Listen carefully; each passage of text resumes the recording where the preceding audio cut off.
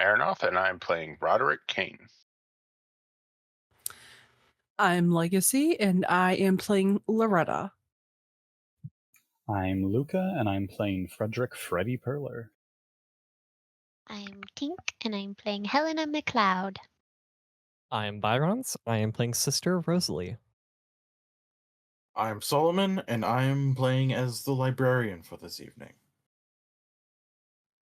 When we last left our investigators, they had endeavored to head into the moors of Brunkrug to discover what exactly lay in wait for them there.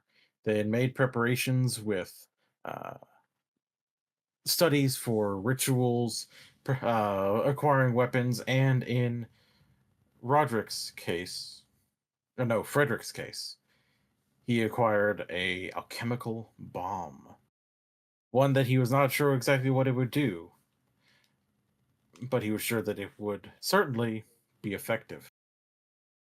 Heading into the moors, they found themselves at a old-styled grand amphitheater, one that had been taken up by twin little sister serpents, which, despite the name, are massive, able to swallow up entire automobiles if they wished.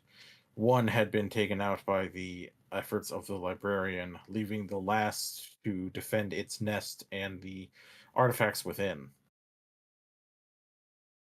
With the help of the bomb, Loretta's marksmanship, and rituals from both Roderick and Sister Rosalie, with the assistance of Helena, they managed to bring the serpent low, to keep it pinned to the ground in a greatly injured state, while they took the artifacts from within. A tablet image of the Saint Agnes, as well as a very important, very powerful key.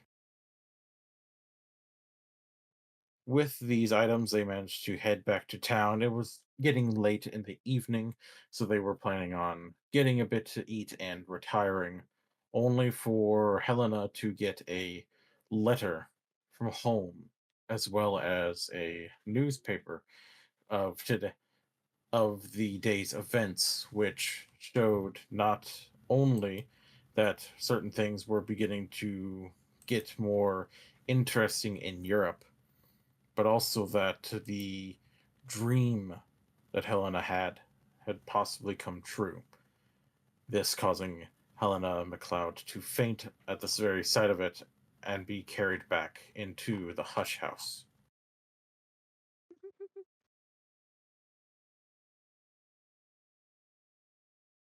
We are going to begin the following day, the following morning, and I would like everyone to please roll me determination, except for Helena.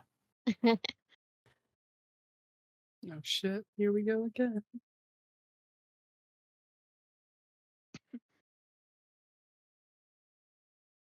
Statistically, I should pass this. Same. And I did. Yay! So did I. Oh, we hey, got the same number. roll! Twinsies! Love that. Look at us, we're twinning. I did not. Oh, What? did we pull our tarot card for the day? Oh, we did not. Let me go ahead and pull that for you. Wow. Thank you for the reminder. Slacking librarian. Actually, no, we did last He's session. had a busy day. Oh yeah, you did at the end of the session. We did. We pulled the Colonel. That's okay. right. I don't retract my sentence. Because people made jokes about chicken.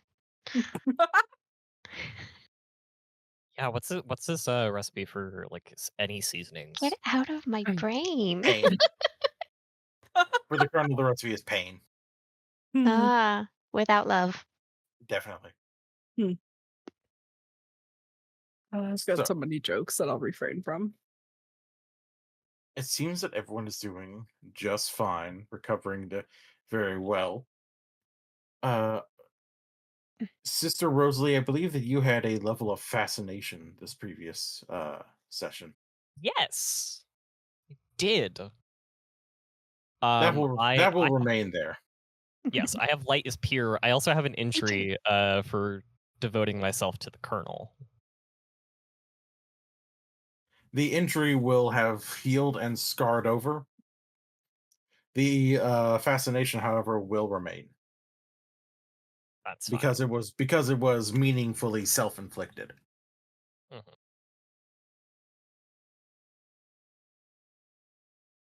Roderick,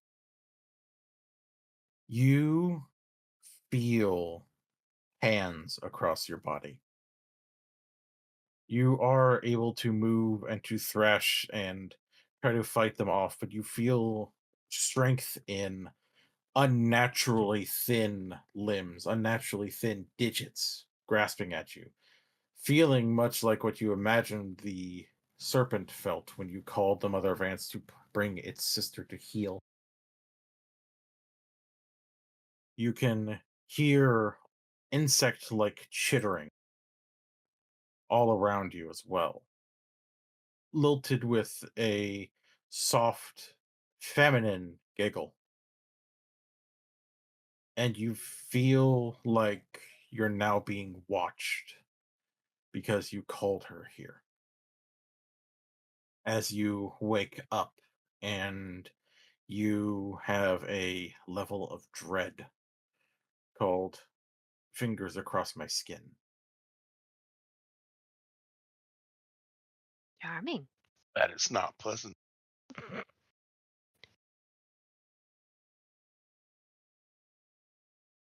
Helena, Yes. you feel like you're dreaming, Mm-hmm. but you also feel like you're in control. You know that you are currently not in the waking world. You know that you are currently elsewhere, possibly somewhere within that dream realm that you had encountered the others in before. But it's Mm-hmm. not cold. And it's not silent. You hear drums. You hear the crashing of thunder and a heavy beat. That same beat in your head and your soul, strongly beating here. Mm-hmm. And you can hear where it's coming from. I'm sorry. Stop it, y'all. Uh, where is it coming from? It is coming from in front of you, and you can feel yourself being beckoned almost. I guess I will follow that.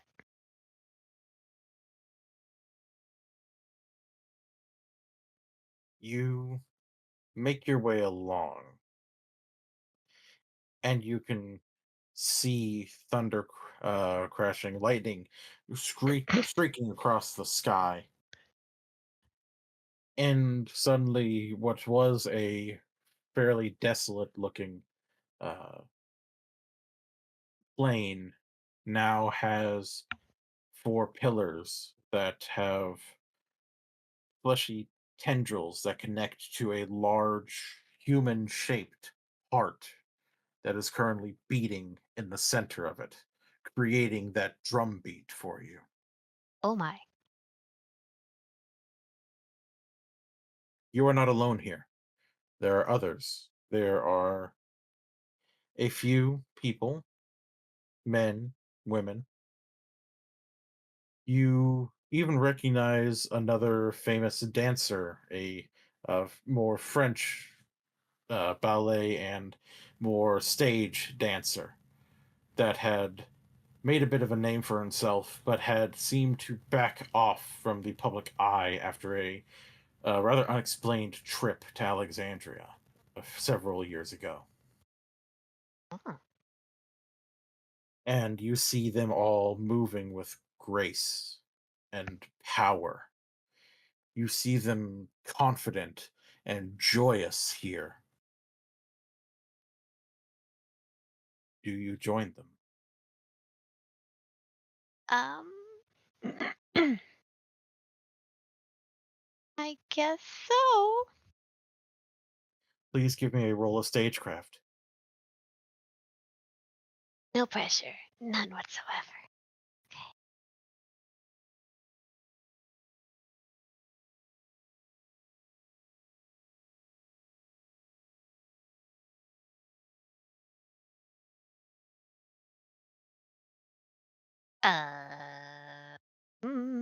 Let me. Uh, not so good. My stagecraft is 80, and I rolled 83. Would you like to utilize one of the tarot dice to reroll? What do we have left? I need to look. Wrong channel.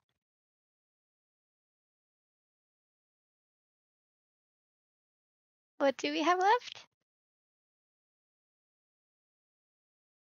If you go up to the references and announcements, it's pinned what we have left.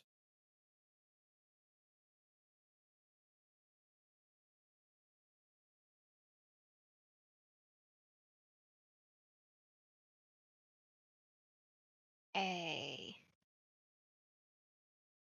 Well, trying to think of which one would work for this particular situation.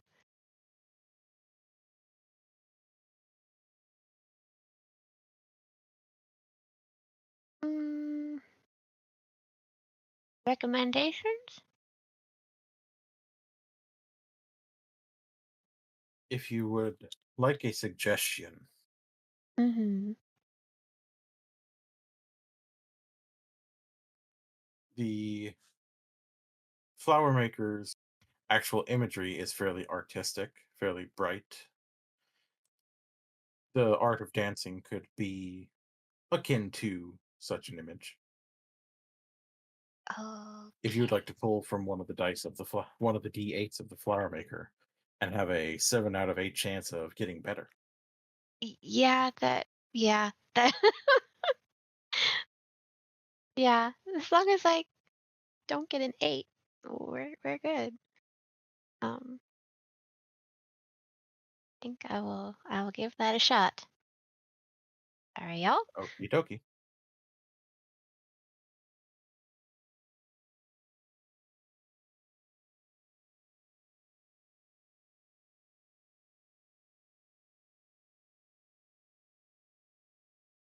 Um, nope, I got an 8. Oh, it's the same number. Unfortunately. Brutal. It's okay. On the positive side, when a die is used and the roll is still a failure, the die is not spent, so it just goes back onto the flower maker. Cool. And at least I'm only 3 over as opposed to like drastically. Fair enough. So there we go. 83 of 80. The dance is odd for you to try to join in. The beat is there, but you are missing a step. Something is just not quite connecting here. You feel yourself as you're trying to dance in alone, you feel yourself being pulled and guided. The dancer that you saw before is looking at you and trying to gently guide your movements with his own until you find yourself more dancing along with another woman who looks to be of higher higher on the aristocratic line, but she looks like she is just joyous, but to the point where it's almost scary. Like her bliss and her happiness is like a hammer against you. Mm. And I would Alright. like you to go ahead and roll again, please. Roll. Stagecraft again. Okay. I'm scared, y'all.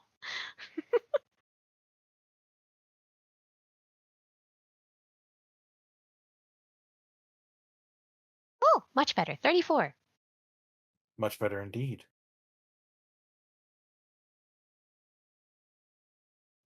this assistance from the others is kind.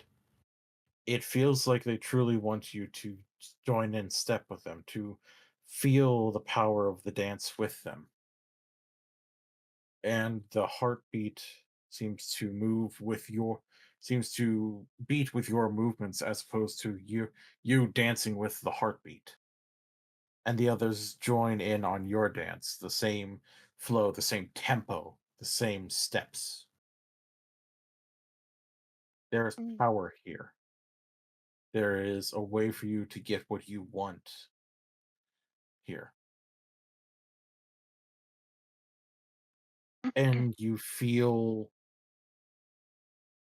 a sort of bitter joy coming from the heart, in that almost feeling like it is happy to have helped you No. with what happened with the story you read,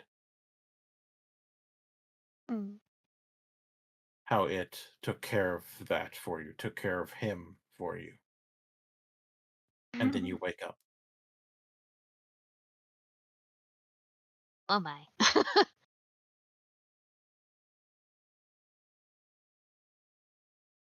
Okay. Uh, well, uh, probably a bit startled. Is anyone there? Did anyone stay with Helena after she fainted, or did you just take her to her room and then go to your own? Freddy is probably creepy enough to watch people while they sleep, but I don't think he did in this case. So noted. Yeah, Roderick would have, because he was the one carrying her back. He would have laid her in a room, made sure she was comfortable, and then headed back to his own. Got it, got it. I'm What about alone. Loretta or Sister Rosalie? I think every now and again, Loretta would check in on her. Um, but she's not gonna stay like long. Uh, just make sure that she's not dead. As you do. Fair Of enough. Loretta's got the best bedside manner, course. of Really. course. I would have been switching between Helena and the librarian, the keeper of Hush House, Yes. because he's still injured and in bed rest, and yeah. You gotta sleep too, though. Did Sister Rosalie get any sleep last night? Honestly, probably not, because two people that she's cared about are essentially injured. One of which is actually injured, but psychologically damaged is what Helena is right now. She's Sister Rosalie. Fair. I'm broken. I will make a note of that. It is the later morning. Everyone retired and slept fairly hard because while the fight was fairly brief, the stress of it all and the occult pressure of two rituals being done back to back was exhausting, leaving everyone to wake up at about 9:30, possibly closer to 10 o'clock in the morning.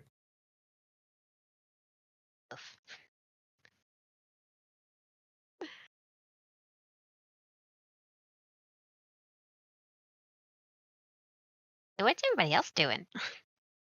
What would everyone like to begin the morning with today? The uh, dining hall is, of course, open to all of you. But if anyone has anything they would like to take care of ahead of time or do before heading down there, feel free to let me know. Roderick would be making his way to breakfast, probably looking a little worse for wear.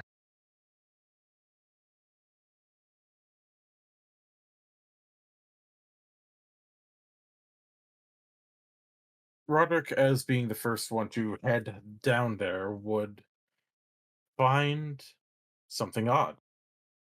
The librarian is out of bed and is setting down a fresh, large platter at several seats of full English breakfast with tea and coffee options. Good And morning. at first, he wouldn't question it. He'd just kind of sit down and take off his glasses to rub at the bridge of his nose before he does a little bit of a double take. Are you feeling well enough to do that? Close enough. I again must apologize for the state you saw me in the other day. It was not becoming of one within the hush house. I don't.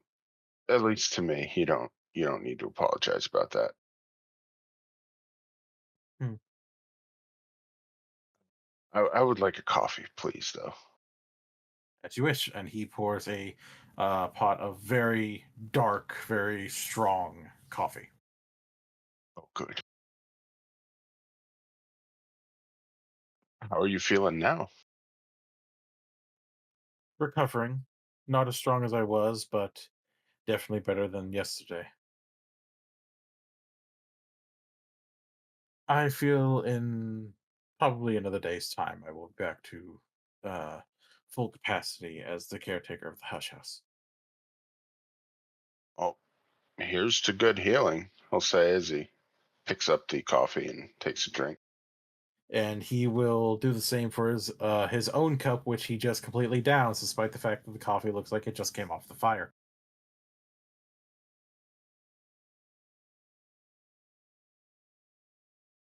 Who would like to arrive at breakfast next? I think I will with Helena whenever she's ready for that.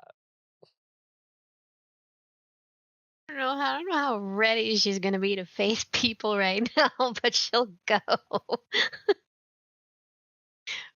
Maybe not so put together this time. As you both arrive, you see Roderick, and you also see the librarian.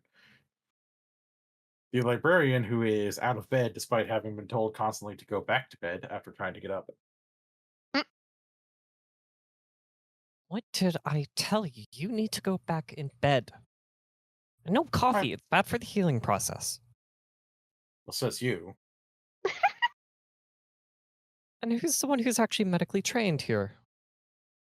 He just raises his hand.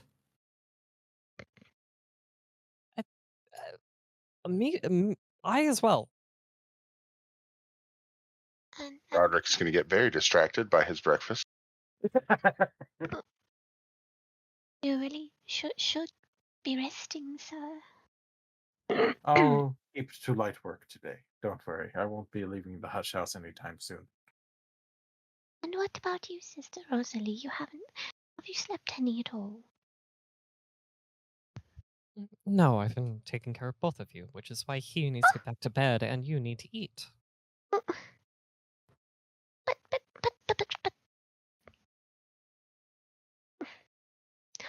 I will. I'm not quite hungry, but you need to rest. It's okay. There were some times on the Isles where I had to stay with the mothers for quite a while. Labor can be a very long process. Mm. And perhaps if we're able to take it easy today, I could watch over you while you rest.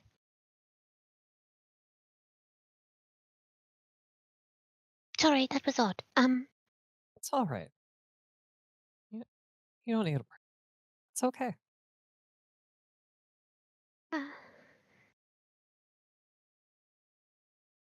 I had a letter. Where? Did I drop it?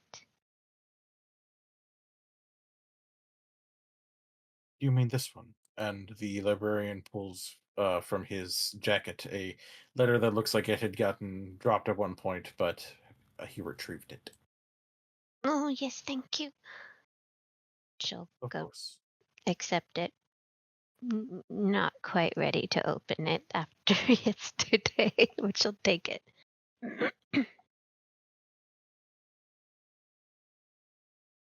Does anyone else need anything?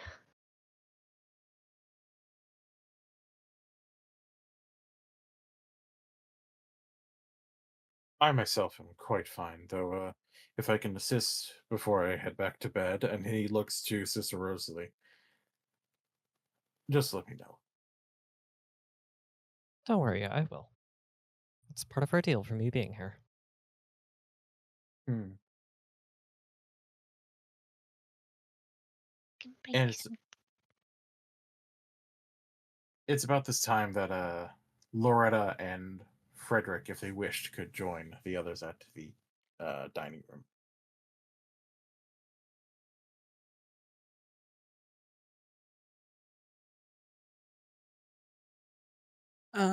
I actually don't think Loretta is going to be joining them for breakfast this morning. Okay. Oh. Oh, if she's absent after like 30 minutes of Frederick also being there, I am going to go check in on her. Does Frederick join the others for this morning?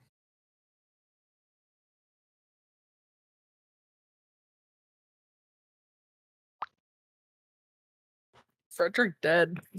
Uh Oh oh. no, Luca's dead. Oh, I'm sorry. Excuse me.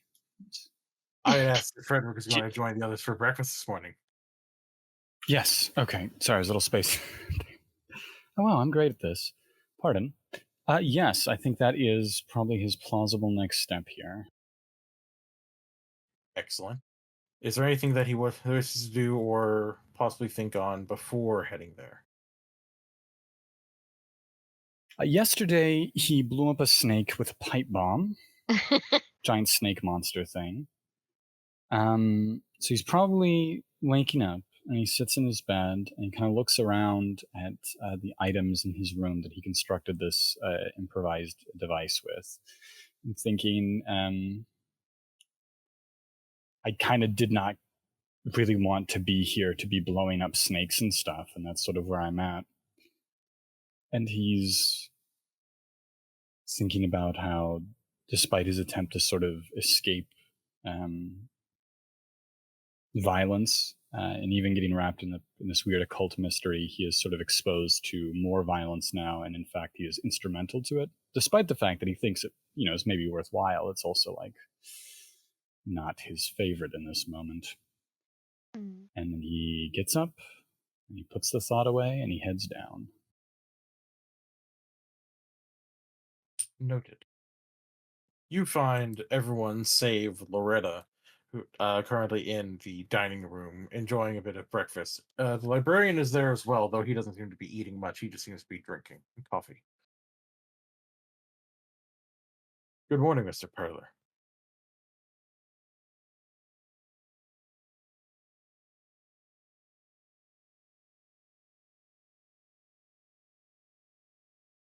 Morning.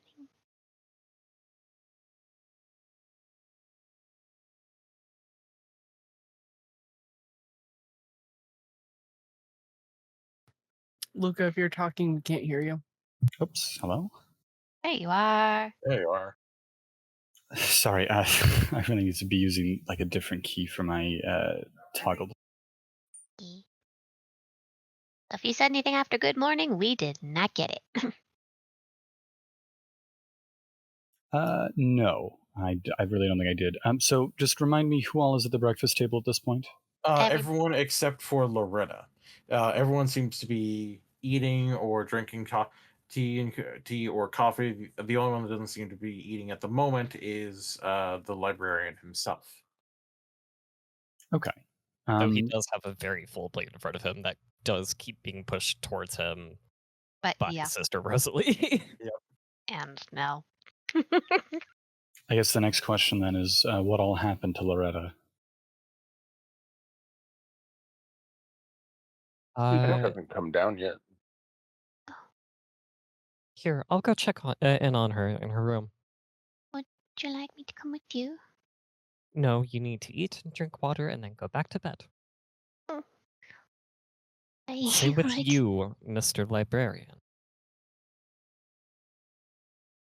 If it appeases you.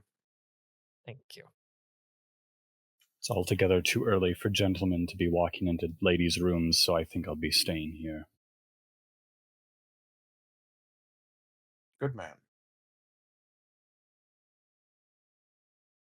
You'll get a little bit of a surprised look from now, but a good look, not a you're weird, just a oh.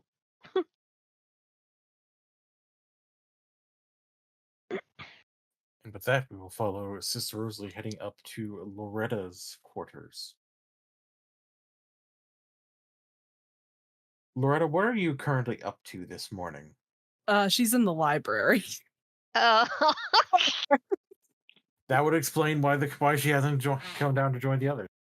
Is she looking for anything specific or just perusing? So she is looking for a for specifically she's looking for the books on like summoning. You know, we just summoned some pretty heavy entities that are tied in with the hours, and it is something that has absolutely 100% piqued her interest. And she wants to do it and be better. And see if there are ways to summon things that are stronger in order to help us in our. Okay. Give me a roll of. I'll take a roll of widely read just to see if you might find specific, like different types of books that you might have heard have some sort of take on that kind of act.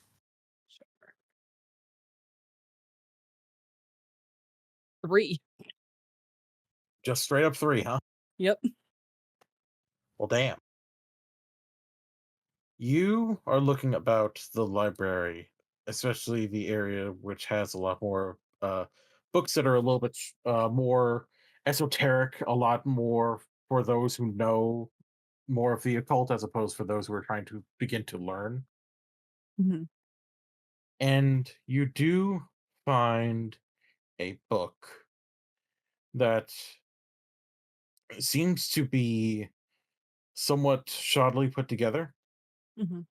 and old, and with a binding that is very bright white, and when you touch it, it almost feels cold.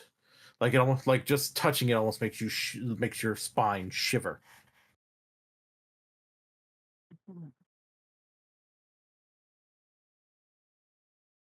Excellent. And when you pull the book down, it doesn't seem to have a uh, proper title. You only see 4 letters on it: NUMA.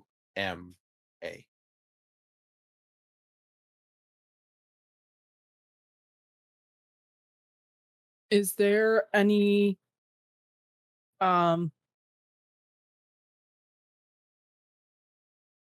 anything about those letters, about the acronym, word, whatever it may be, that rings sort of familiar with Loretta? Give me a roll of. I will accept widely read, or I will also take uh, night arts or bright arts. Okay. Each will give different information. All right. I will do night arts. Very well.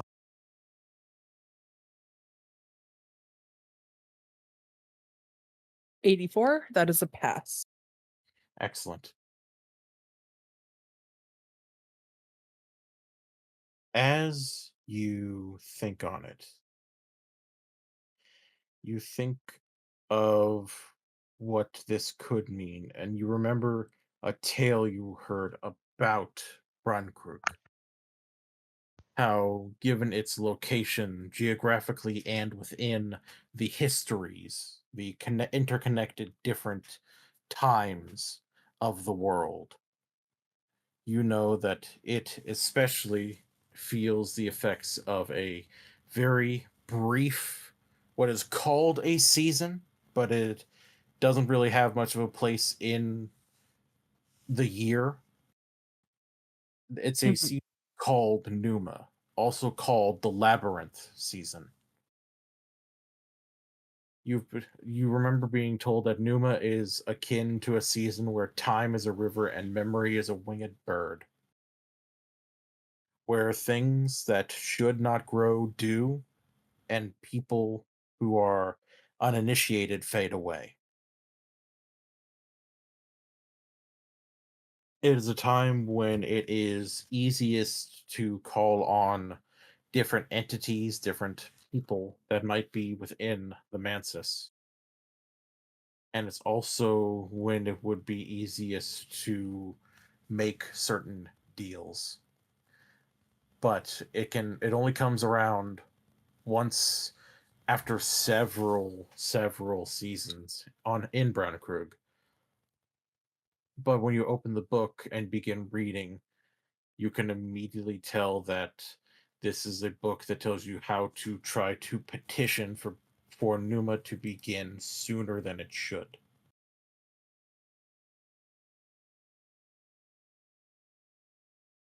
And upon reading it,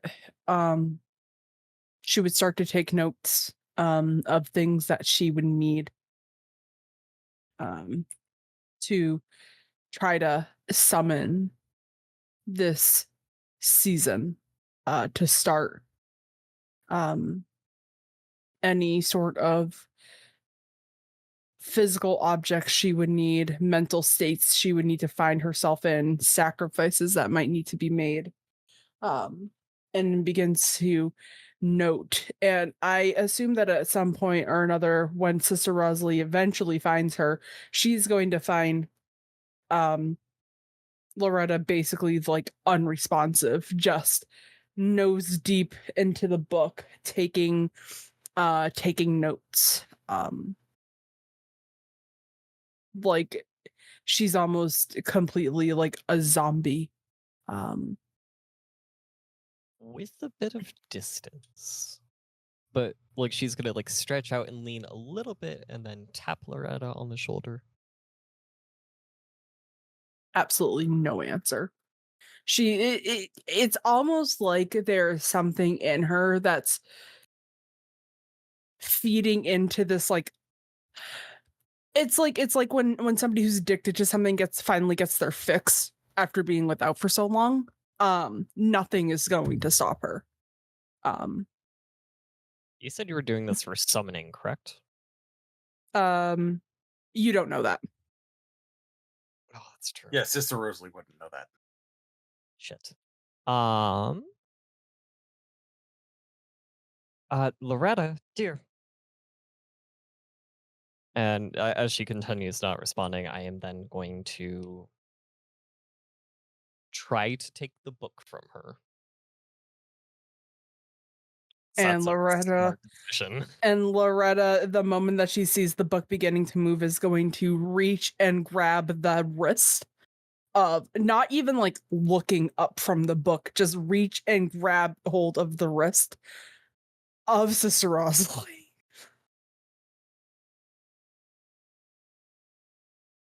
I Abaddon, will would. you please do something about this? I wouldn't if I were you. And when you look up at her, her eyes kind of look sunken and like she hasn't slept all night. So we can join each other in that boat. Um, Loretta, would you like to take a small little break and get some coffee, or would you like me to bring coffee and a biscuit to you? What time is it? And she'll look down at her watch. Mr. Oh, sh- Librarian.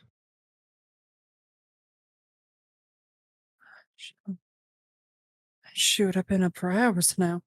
Ugh. Yes. And she'll peel the book back to her side. And close it.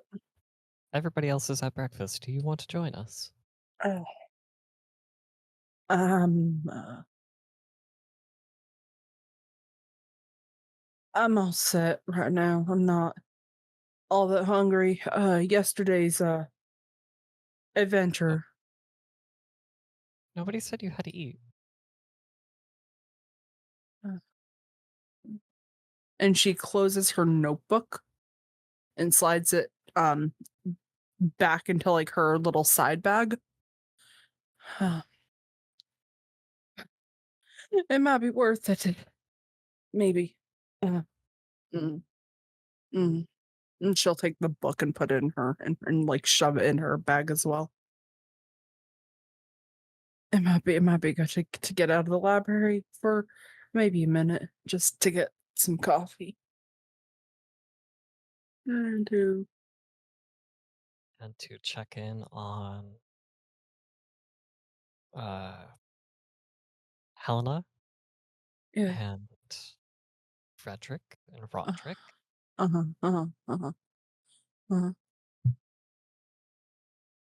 Yeah.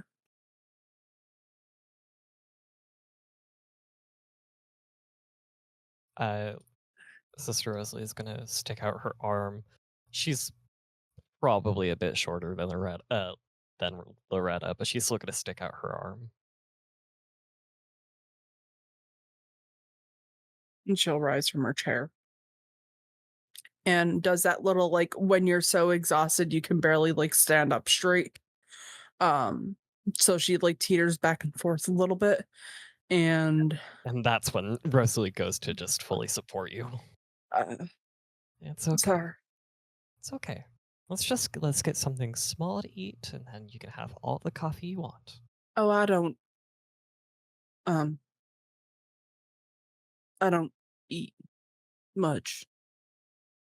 It's okay. Uh, We're gonna start going towards the kitchen or where everybody else is.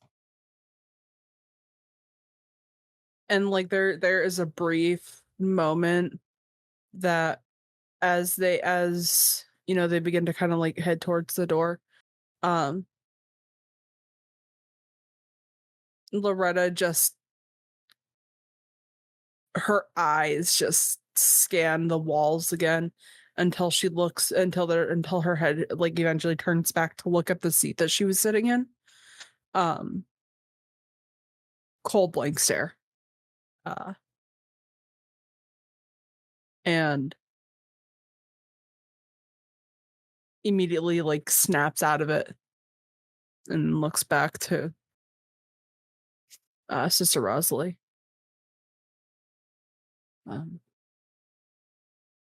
How is the little one doing? She's doing all right. Good. So is the librarian, though that stubborn man is refusing to listen to some of the more basic medical advice I've been trying to give him, like resting, especially after being so physically injured. Oh, I can get him to go to bed. Oh, if that's what you need. He's going back. I can make him go back faster, I think. Oh, don't worry about it. I'll let you know if I need you to do it.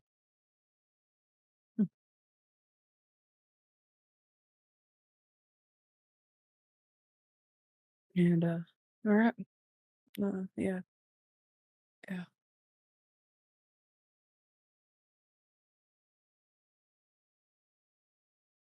As you say this, the librarian walks in with a fresh pot of tea and coffee.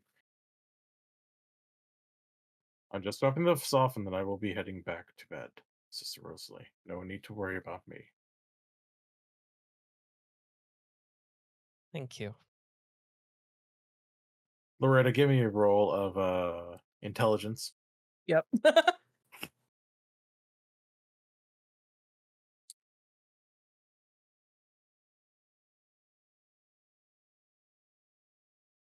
19. You have spent a little more time with the librarian, getting to know him and getting to know some of his more minor movements of his face and like the way he sort of speaks. You think he might be lying to Sister Rosalie. She is just going to look at him. That same deadpan, cold face expression and lean in. Bed. Now. He just like blinks for a moment and then grumbles a little bit and heads off in the direction of his quarters. Do not make me follow you. He just looks back with a bit of a smirk and just winks at you before leaving the room. See? Easy as pie. Now he's actually going to bed. He already said he was. It's okay. Yo, Sister Rosalie, you're so trusting to people. It's very refreshing.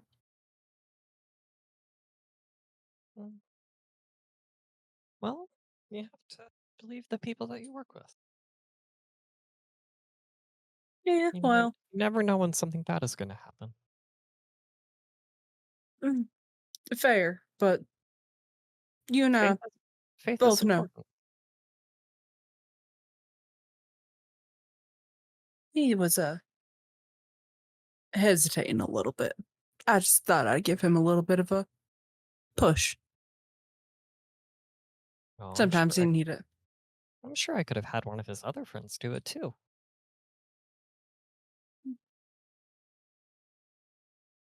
No need to worry. All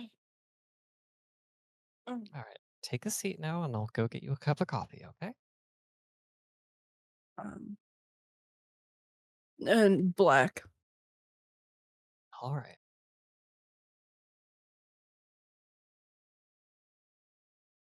Helena, Nah. are you planning on opening that letter anytime soon, or are you going to just let it sit for a bit?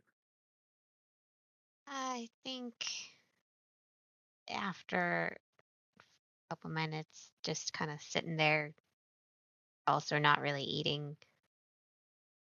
And if nobody's paying particular attention, she'll just tentatively open it up.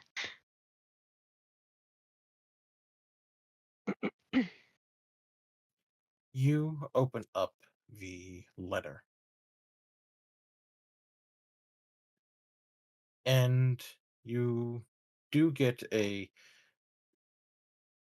very brief scent of the sort of old timey, more floral perfume that your grandmother still wears.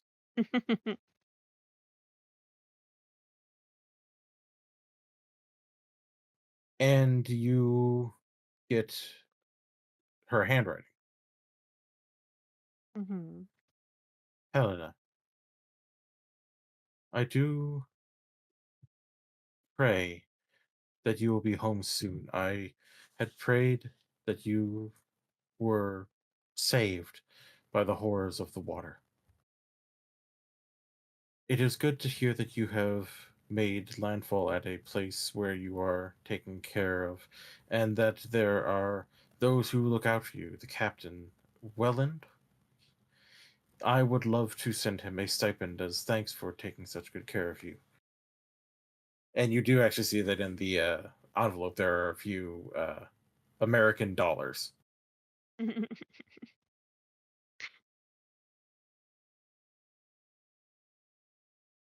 Uh, I do not know what exactly the Hush House is, but I hope that it is a wondrous place for you, that you are taking care of yourself and enjoying it. See this as a bit of a vacation, maybe. I know that the way you were brought there was horrible, but I think that you truly could use time away from it all.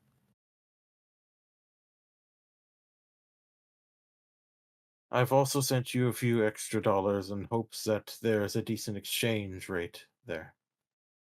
If need be, I will send more. Just let me know.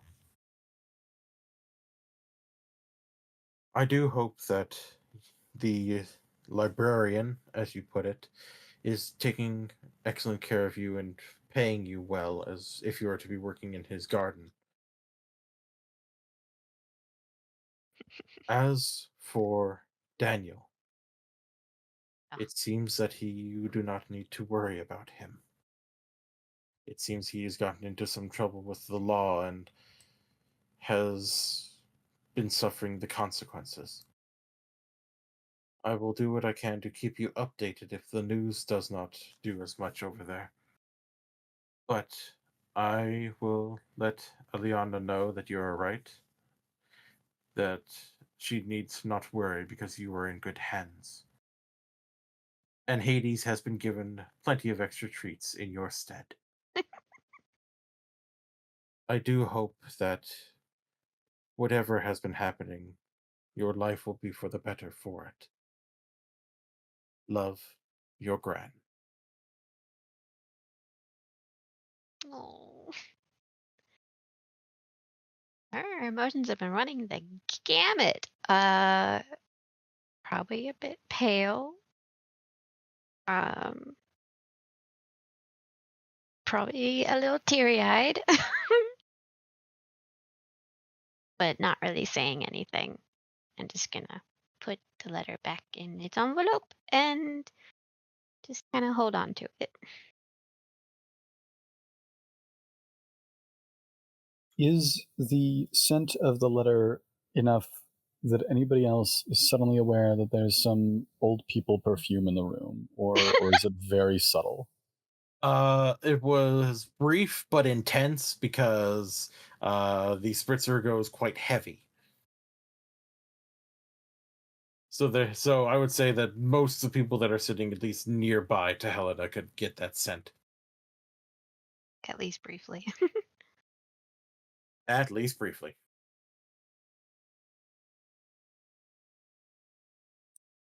Okay, I guess I'll glance over then.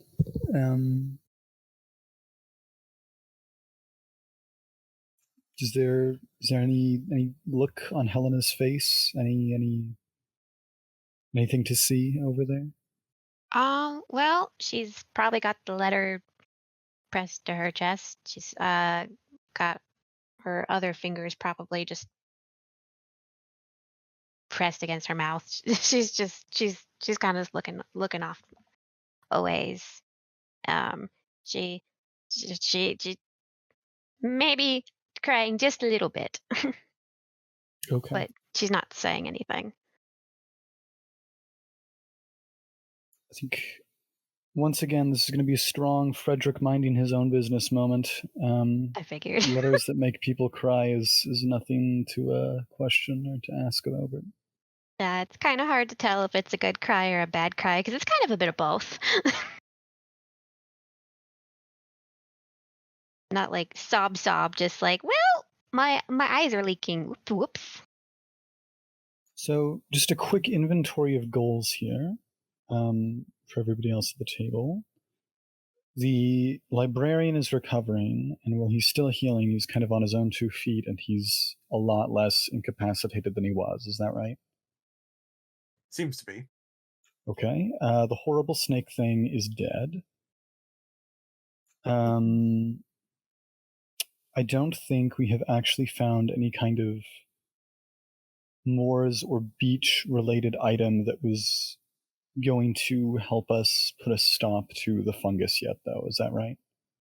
You found a number of artifacts while you were within the moors when you took them from the nest of the serpents. The items at the beach could possibly help. A lot of these are associated with an aspect associated with doors, so perhaps they could be used to prevent a particular door from opening or close and lock a door. Oh, right. There was an icon of Saint Agnes, I believe. Yeah, Loretta has that. I don't know. Oh, right. The thing that Frederick found was a corpse. There's a reason I kind of haven't marked that down in my inventory, as I don't. Amazing. That's not very helpful. So we've got the icon of Saint Agnes. Is there anything else that was handy that we had that we received from that? This is a question more for the players than it is for the DM.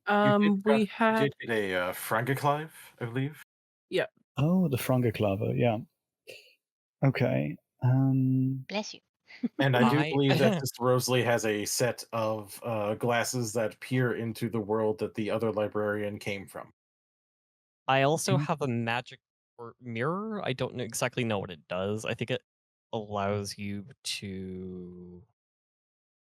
Actually, we never discovered what it does. The But Wildering Mirror, right? I do believe that it is bright arts related though. It is. It is more associated with the lantern than with the knock, though still powerful. Lantern is my thing, yeah. Okay. Which I did not. I think when we did see the body, I did not disclose or give up the glasses or the mirror. Or well, no, you guys gave me the glasses, but I did not disclose I found the mirror. Correct. So you don't know that I have that, but I do. Okay. And no other hugely important texts that reveal anything about what our options are here, except for maybe something that Helena is reading. No. Oh, I mean, God. I was given a book. Loretta. Sorry, Loretta is reading something right now. Not that Yeah. not that my character knows about that. Okay. Correct. The librarian is still at the dinner table or breakfast table. He had just left, though. He left recently enough that you could probably catch him. Okay. Any other intellectuals at the table, as opposed to my character, who's borderline illiterate? I do believe everyone is currently at the table, though I believe Roderick was tucking into the breakfast after everyone was just like, "Hey, you should be in bed." He's like, "Oh, I'm gonna stay out of this." I know Roderick's eating. Is there a specific reason why you're asking for the intellectuals? Because that would be like Pretty I much think everybody. that would be like the most obvious ones. Though would be, I think, Loretta and Rosalie. Right. Yeah. I mean, I guess.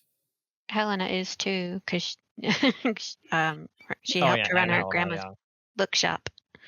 Freddie's like picking at his eggs and sipping his coffee and thinking, we've got all these variables in play. The snake is dead. We have some tools. I think the Frungaklav is one of the tools that we know about. We don't know about the mirror. I mean, Freddie doesn't know about the mirror anyways. And we know that they are useful in relation to killing this or locking away this elder god, but he doesn't really have the wherewithal to put 2 and 2 together here. So he's thinking, who is he going to ask to opine about what they think they should do next? Because you could give Freddie all of these tools, and his bright arts / night arts are just not high enough to like concoct a solution with them. You know what I mean? Mm. Well, does he want to ask anybody present? Yes, I think we're going to lead with Sister Rosalie, because Sister Rosalie seems the strangest of everybody. The Everybody? highest in one of the occults. Yes. We're all present. Say, sister, we've recovered that sainted icon, killed that horrible beastie. The librarian's all right, but I don't know if we're any nearer our goal than we were before necessarily. I'm just gonna cut over table. I don't think you guys know about the Saint Agatha thing yet. Okay. Because All right. Loretta found that one. I love metagaming. Me personally, I love metagaming. Sorry. So maybe I'm going to try that one more time. Say, sister, we've got this Trangiclave, and the snake thing is dead now. And between you and I'm not really sure how we use whatever that is to actually. There's the glasses that see into the other history that was taken over by the Crown Growth.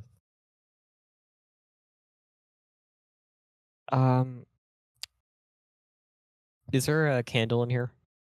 There is. Is it going to be big enough for Lapidoth to come through? There is enough light here that you could probably get him either end the candle, or if you wanted to, like, perhaps close some of the windows so that way most of the light is focusing on one mirror that is also here. He could possibly appear through that, as he appeared through a mirror the first time you spoke to him. Yeah.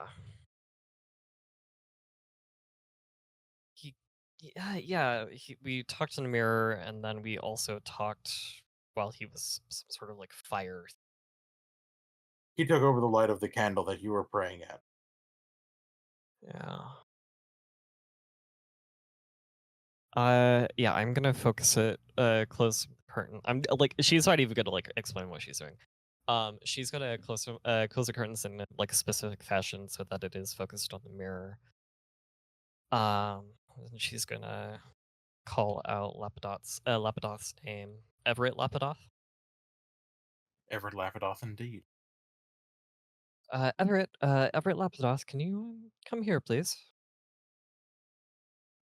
And before Frederick even has a chance to wonder what the fuck sister is talking about, who the hell Everett Lapidoth is, he hears behind him a deep southern drawl. Well, hello there, sister. So good to speak to you again. It's good to speak to you again too. Let me introduce you to some of my companions in our goal of sorts to aid the librarian.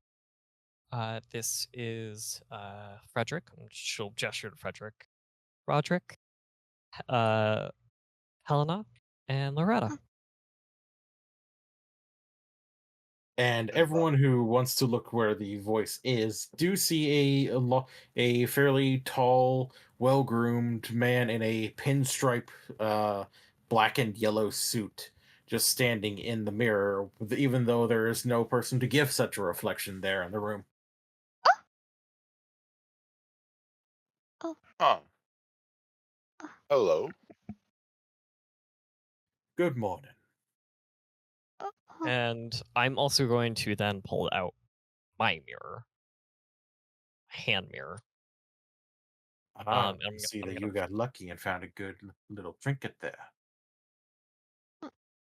Yes, let me set it up in a better fashion so that mind you, I don't really know how you work, but if you are able to somehow just walk between the two, then let me set it up so that you can.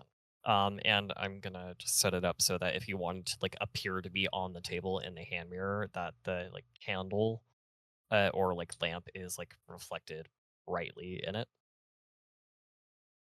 I do appreciate it. And he moves from the rather small mirror where he was appearing rather tiny and into that hand mirror, though it is more like a profile where you see his face but not the rest of him.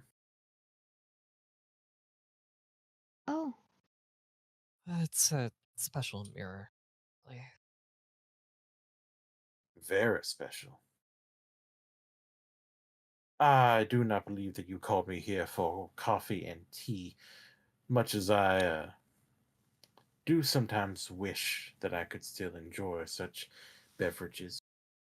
How may I assist you, sister, and your associates? And he gives a nod to everyone, though he gives a much longer and somewhat playful nod to Loretta.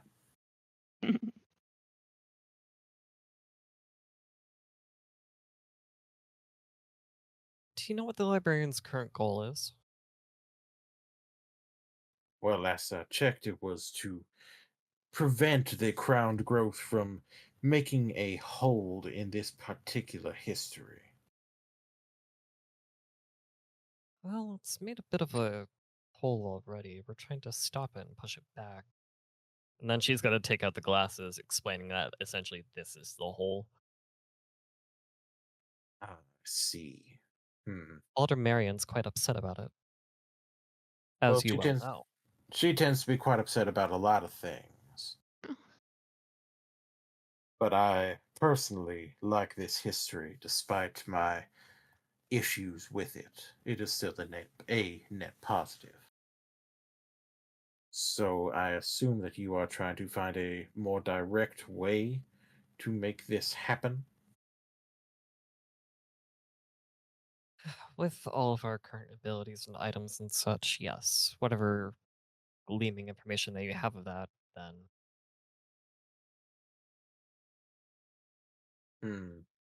Well, I do believe that if you are to try to close a door, one would want to have more power with the aspect of knock, the aspect of wounds and doors as it is. More trinkets for that would be of great assistance, especially if you're planning some grand ritual. Though I think one of the things that would assist you best would be to try to get the key to nowhere, or one of them at least. is there one on the island? The island of Brankrug? In a way. Not as such that it is quite easy to get right now. There is a particular time, though, where the protector of the Hush House, not the caregiver, but the actual protector, can make her appearance. She holds one of the keys to nowhere. Is the protector the one who moves and changes things in the house? No, the librarian is one who tends to move within the house and take care of it internally. The protector stays without. She tends to keep anyone wanting to take what is not theirs from the Hush House and tells them to rethink their actions.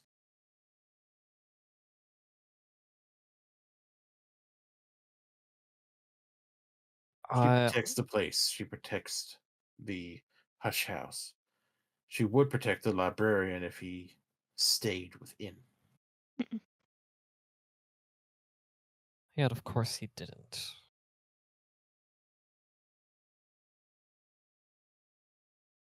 Is there a way to summon her? There is a particular time where she is able to come physically to the house. That time is a rather brief and very esoteric time called the Labyrinth season. It comes about every several seasons or so for a singular day, though I have been told that one can petition one of the hours to call upon it sooner.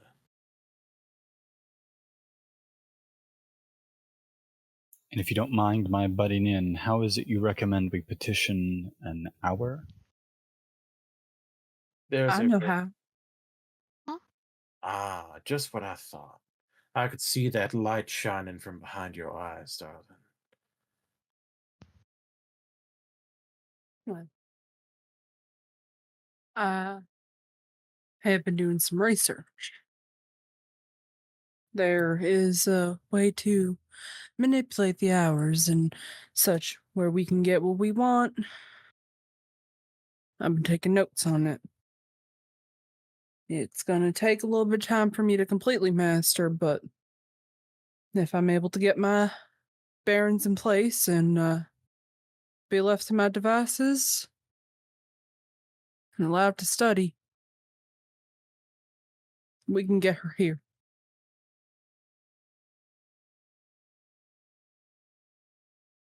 And she smiles.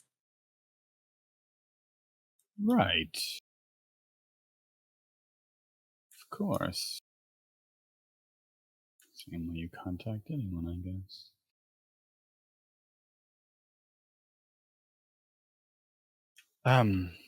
Does anybody else have any sort of information that they're withholding, whether it's an item or something that can help us possibly stop ground growth? over the table. I don't think I do. Oh, I don't have any items. No, not that I'm aware of. Everett just looks to Helena and just sort of stares at her for a moment before moving back to the other mirror where you could actually see him, and he just starts beating on his chest the same beat that is in her head. You are stronger than you know, my dear. Oh, but that. You have your own way of changing the world around you and making it flow as you see fit. Do not hide that. Do not deny yourself that you are greater than you are. I didn't realize it could help in this instance, but I don't know that it's safe. It did something horrible. Horrible is subjective. It's all my fault. Maybe it is. Maybe they had it coming. They probably had it coming. And he just like grins, and his teeth are shining to the point that it almost like looks it's hard to look at him. She looks away.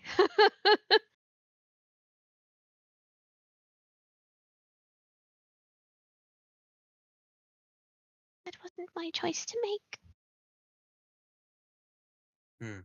Then the Thunderskin misunderstood. I do apologize for that. It is a rash hour. It is one focused on emotion as opposed to logic, like the one I ascribe to. Perhaps it saw a way to give you freedom, and it gave a hammer as its method.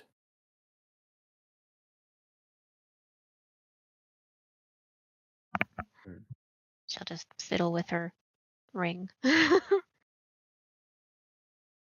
Deserved, undeserved.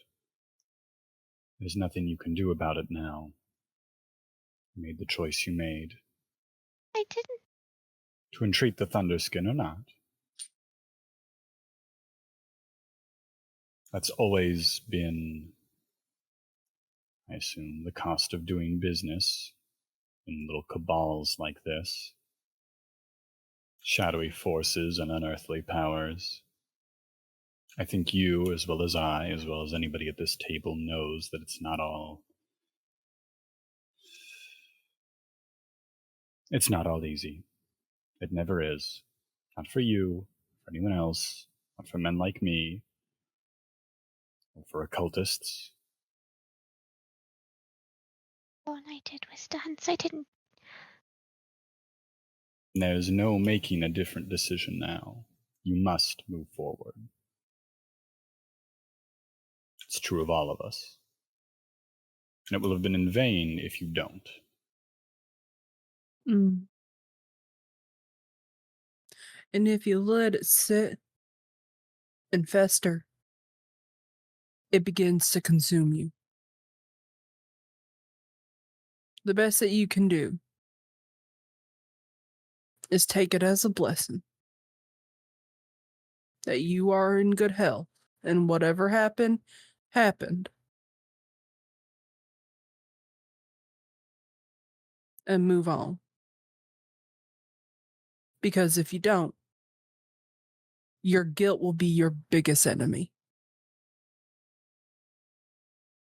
And I'll tell you,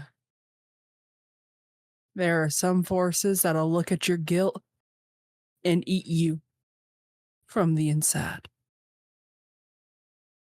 Or they'll puppet you, play you like an instrument. In that right, my reckon of friend. And he just looks to Frederick.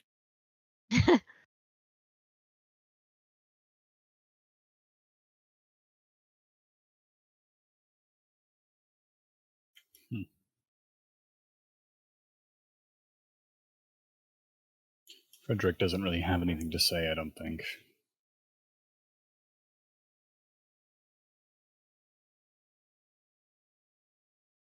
You, the quiet one that has been tucking into his breakfast.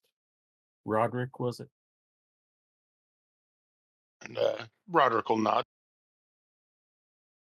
He's just kind of been watching these interactions. You tend to observe and suss things out in your head from what other people do around you, don't you? I try to take notes. Yeah. I can respect that. I just ask that if you have some ideas, do feel free to share. I do think that you and your soul are going to be instrumental in making this all happen. I can see the way that your light yearns to get to places long forgotten,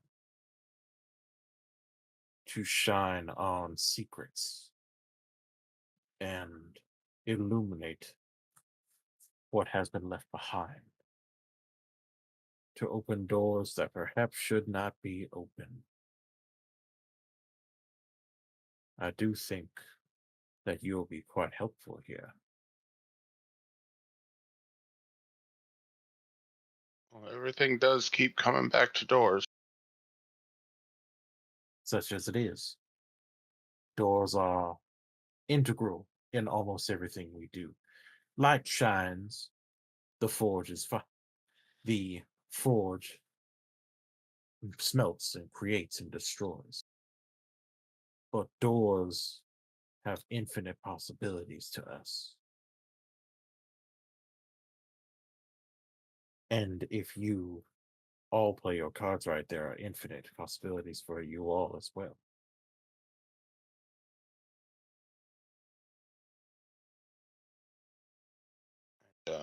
I'll just nod.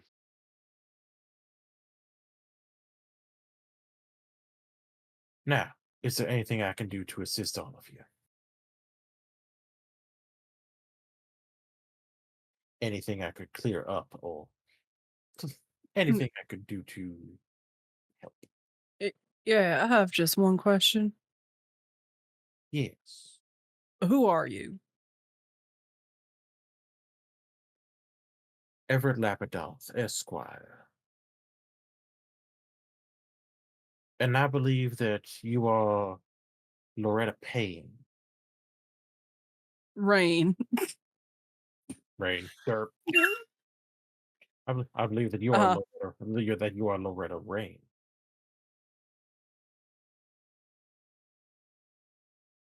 Flynn the human, Yes. I have approximate knowledge of many things.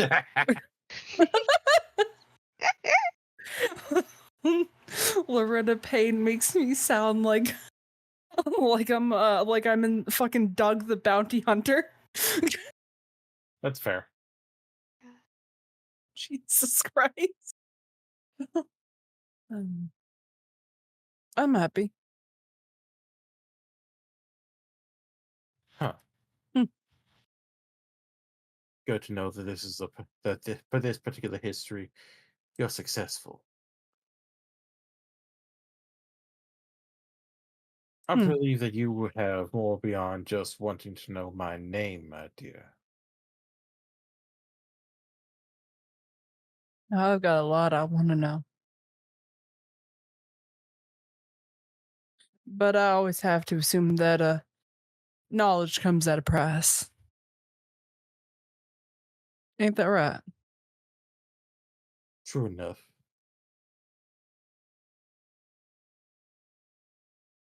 Hmm. But my prices are reasonable. I focus more on the knowledge side of the lantern as opposed to the Colonel's particular way about it.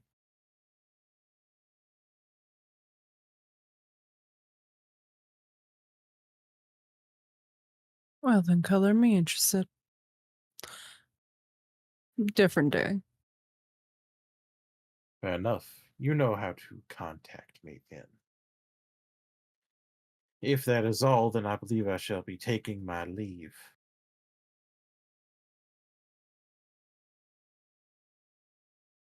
I wish you all the absolute best of luck. And, dear sister,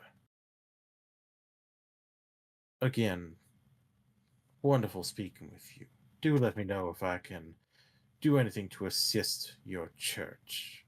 And he gives a small bow and just steps to the side, off the frame, and is gone. And now we are going to take our 10-minute break.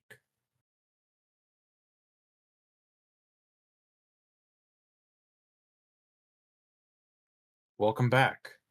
When we last left off, the investigators had been left by Everett Lapidoth after giving them a bit of information and a little bit of a pep talk to some of them.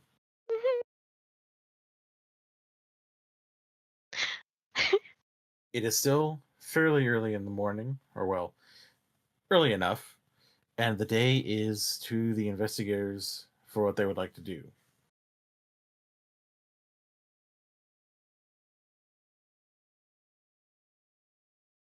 Loretta has also been studying the ways to cause Numa to appear earlier than it should.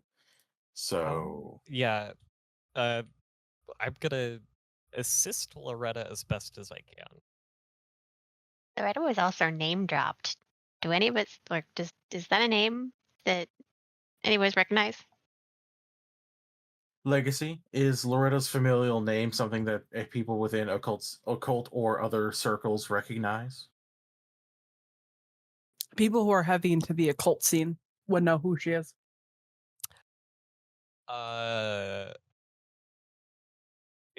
Okay, break that down for me. Same. For Roderick I'm- and Sister Rosalie, Loretta, you have the floor to say what they would know about the Rain family name. So the Rains are a very, very wealthy lineage of occult researchers based in New Orleans in Louisiana. They hold for lack of better term, they hold domain of one of the biggest occult libraries in America. Right in the heart of New Orleans. Many people pay like exorbitant amounts of money in order to study and be taught by the Rain family. And it is rumored that that occult library recently had shifted management a little bit per se. Still in the family, kind of, but not in the same direct line. But the reason is unknown. But all that is known is that the previous owners are dead. Oh. And so you can kind of put two and two together that the previous owners were probably Loretta's parents. Well, that's not why she had so much luggage, is it? Her Not bodies. Royal Highness's matched luggage. It does explain all the books, though. Mhm. I was just curious if Nell knew, because I remember at our first session saying that I possibly recognized her from similar circles. Yeah. The reason that you were able to kind of recognize her is because her family was so wealthy, they could afford to travel very often and found themselves going on vacations to places like Salem, to places like New York, Mm-hmm. semi frequently. Gotcha. Yeah. Cool. But yeah, so her family, very widely known in the occult sphere, as researchers, collectors. Loretta is no different. Oh, cool. I have a quick sort of meta DM question, just sort of taking an inventory of things that have happened before. That would have been the first time Frederick had met Lapidoth, right? Or have I lost the plot?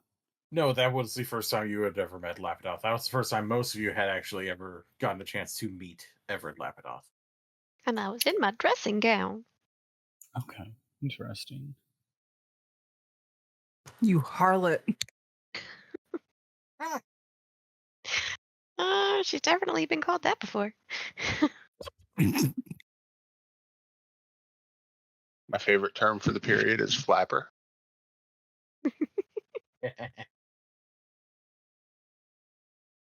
Alrighty, so what y'all doing? How so Rosalie's gonna help Loretta, and especially with the question of like, what do we need to do to summon Numa? Or bring on the season of Labyrinth earlier? Yeah.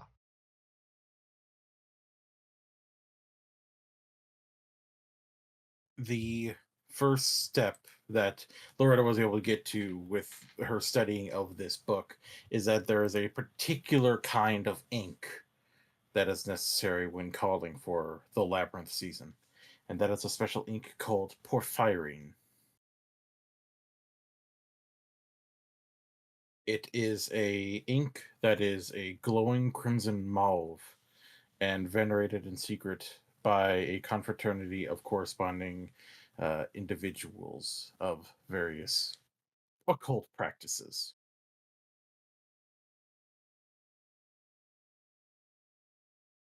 I assume that this ink is not easy to attain. Not exceptionally so, though you also know, though one of you knows that the alchemy lab is quite well stocked with all kinds of things. So I'm making a grocery store trip to the alchemy lab.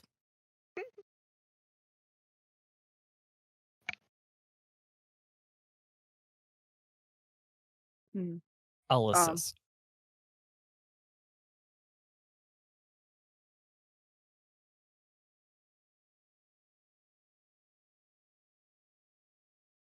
Alrighty. So who all is going to head off to the alchemy lab to assist with actually making the ink?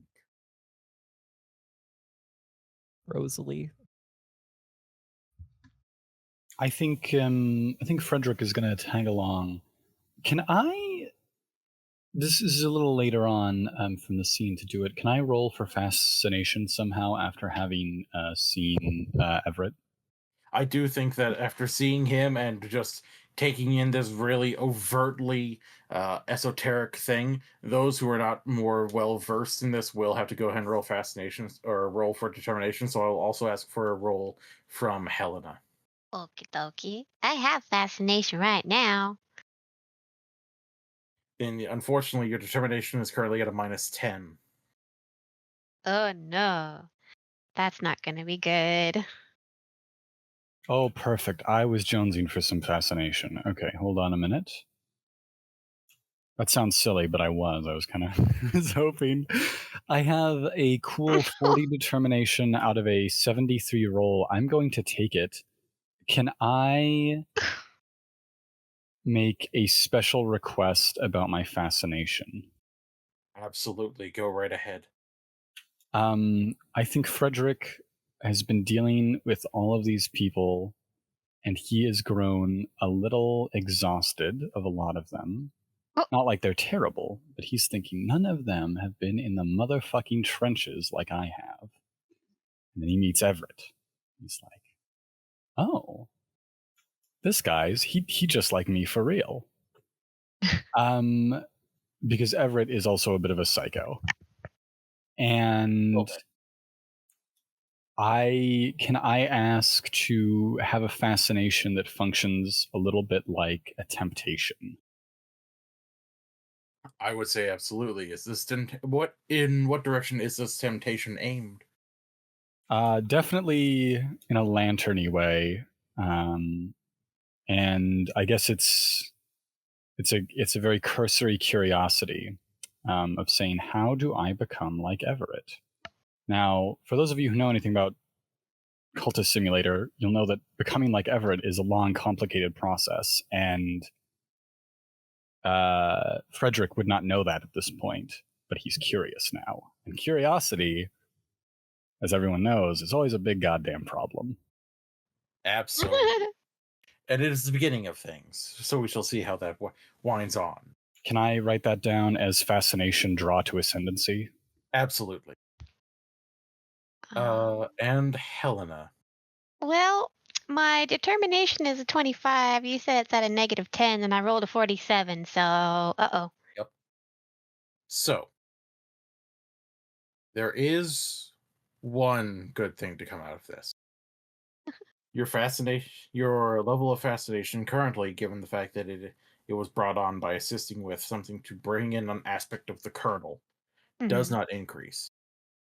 Okay. However, you do feel now that the kernel has taken notice of you. Ugh. Uh-oh, now Senpai noticed me. You almost feel it's more like a bestial, almost animalistic noticing, like a hound having your scent. Oh, no.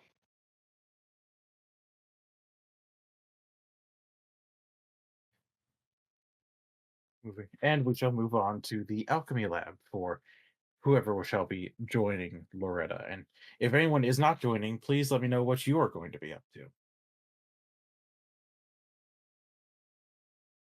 No, I think Freddy's tagging along. He's invested now. I'll tag along just to see what's in the alchemy lab. Notice. And is Helena going to be coming along as well, or is she in her fields at the moment? If they asked her to, she would, but she is very much in her fields and probably otherwise would go either to the garden or back to bed. Like, not to sleep, but to just huddle up under the covers. Fair enough. Poor baby.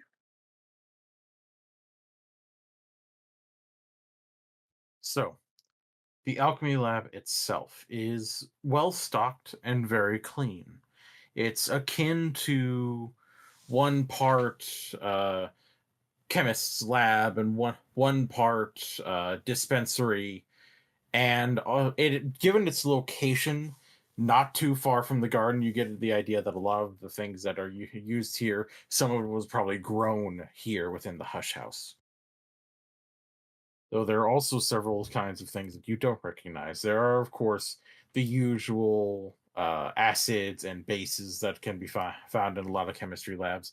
For those of you who have a decent enough widely read score of about 60 or higher, you notice a lot of these that could be used for medical purposes, though then there are also other kinds of weird fluids and weird mixtures. There is a small glass of this vibrantly bluish white substance that almost looks like powder. Frederick knows this substance because it was what he poured into the pipe bomb that he had made that caused the little sister to freeze at some points and just the barest movement to cause its scales to shatter. There are small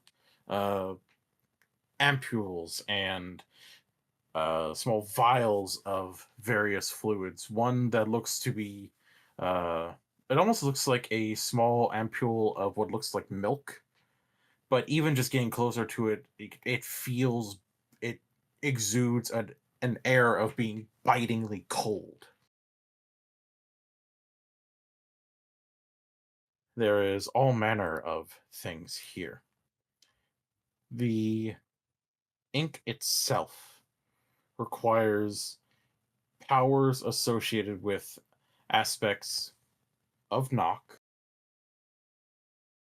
though also aspects of things long forgotten, of things that only the moon remembers, and a sense of adventure a sense of longing and exploration.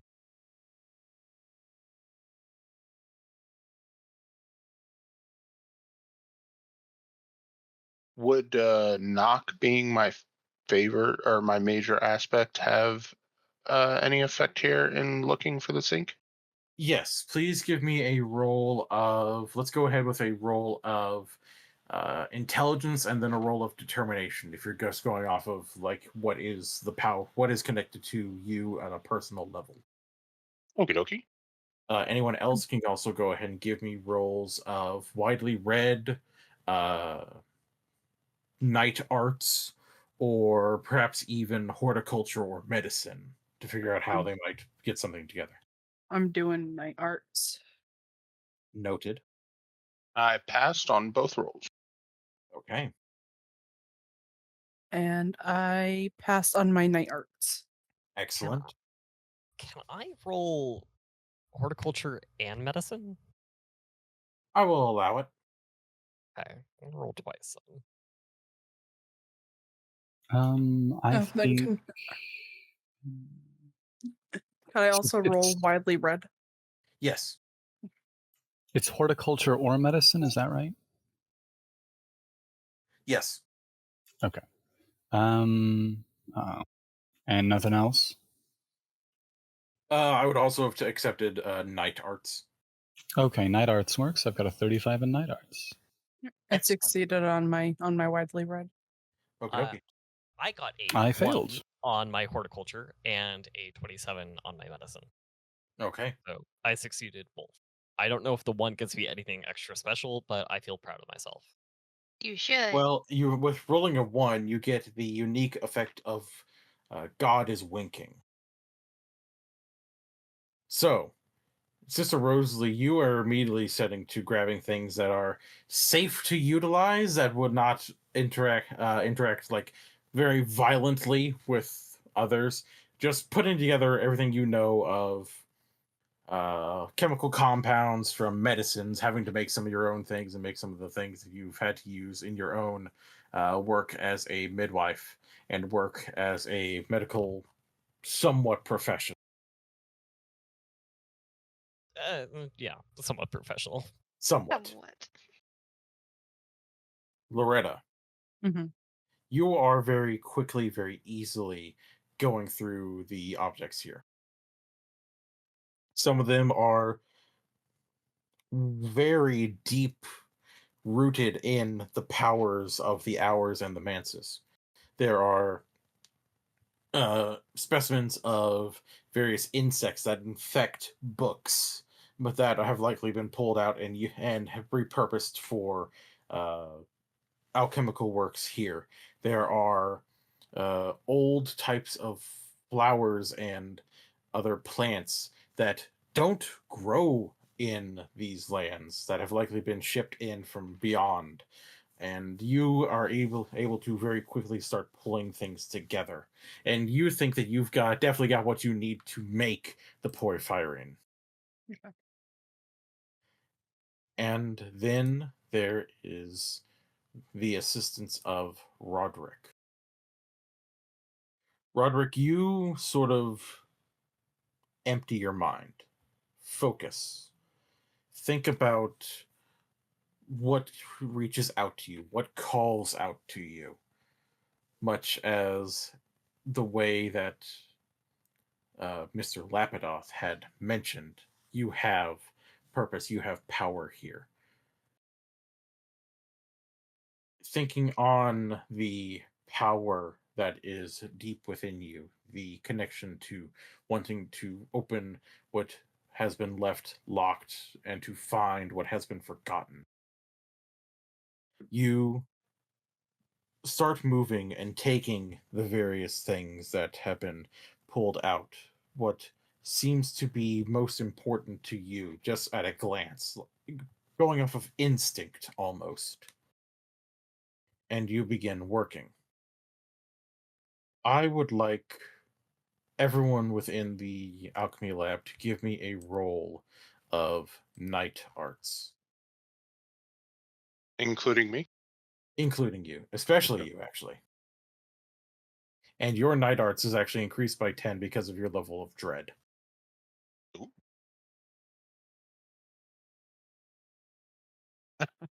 Of course. 5% chance. I will check out the cards real quick that we have available. Okie dokie. 46. Succeed. The pin in the references channel is the one that's accurate. The pin in the references channel, yes.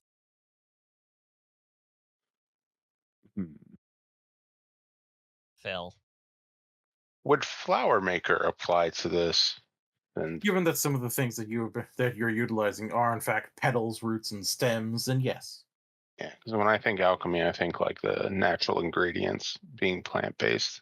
Absolutely. I will use a D8 from Flower Maker. Excellent.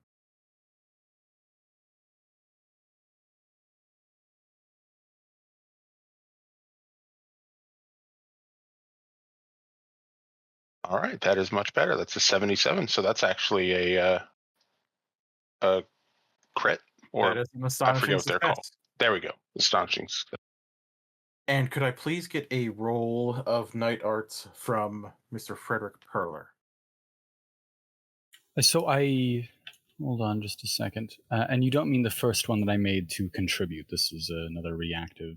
This is a more reactive one, yes. Okay, all right. I just want to make sure we're all on the same page there. Yes. Let's see.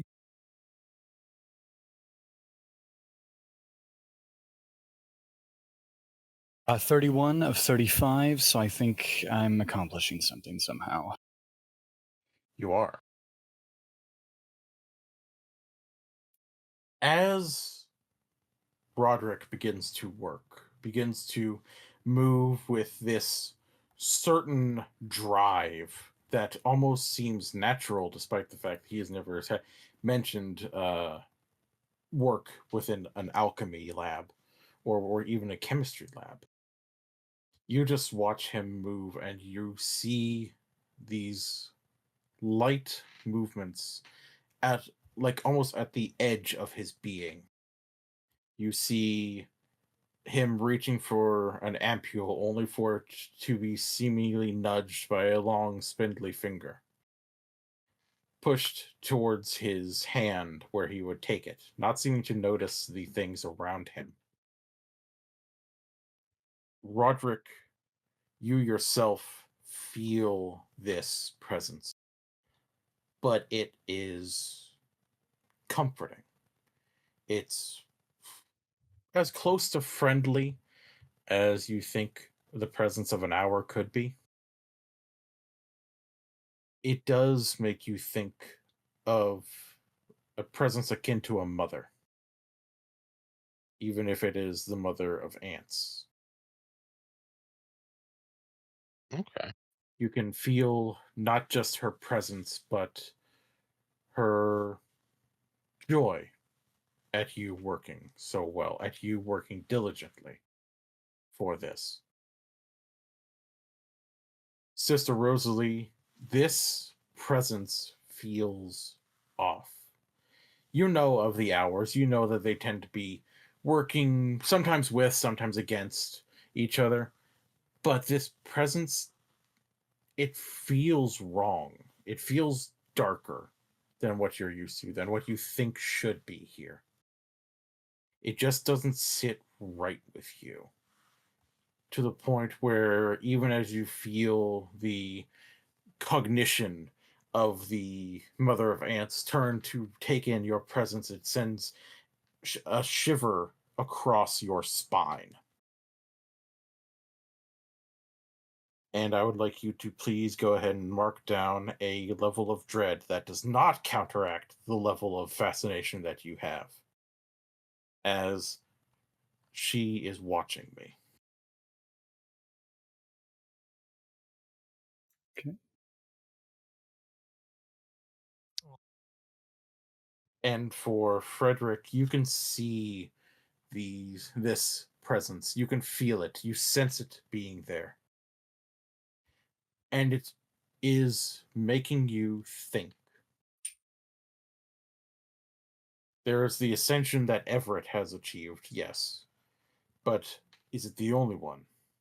Are there other options? Are there easier options? Are there better options? Not if you want a winning smile. It's just setting your mind alight at the moment with possibilities. And Loretta, this kind of power, this focus is odd. It's interesting that the Mother of Vance has taken such an interest in Roderick, especially given that a fulgent has made itself known and communicable to Sister Rosalie. It's odd that investigators, that just these random visitors to the Hush House, would start having such attention from the hours, from the names, from longs. There's something unique about this group and about the timing of your arrival at the Hush House. Something that could open up a lot of doors that even go beyond your original ambitions if you play your cards right.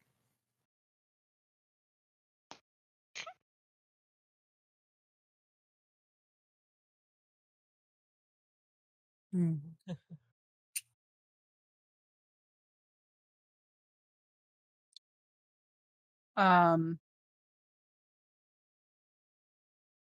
Loretta's got that blank space stare again. Intensely watching Roderick. Like she's in some sort of like trance, even though she's studying the reaction that the Mother of Ants seems to have towards him. She's in her own little, she's in her zone. She's in her own little unresponsive world. So noted.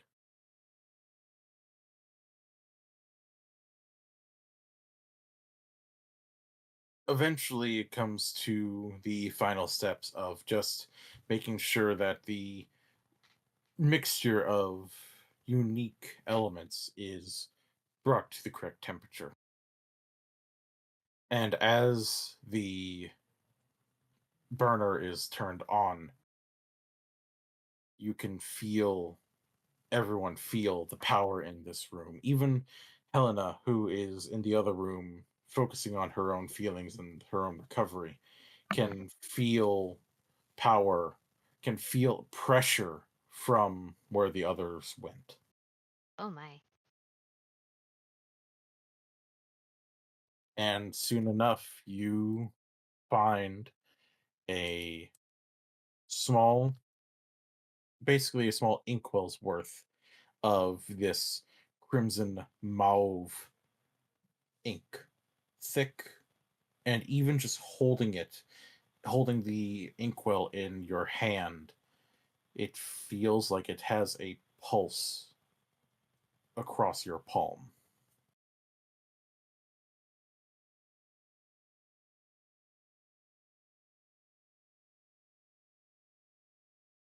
Do you mind?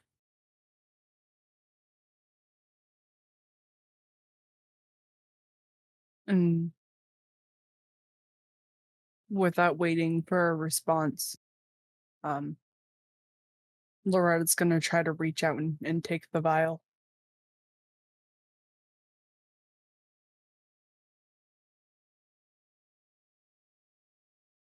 If Roderick does not stop Loretta, then it is easy enough to take. There is no adverse reaction to her touch.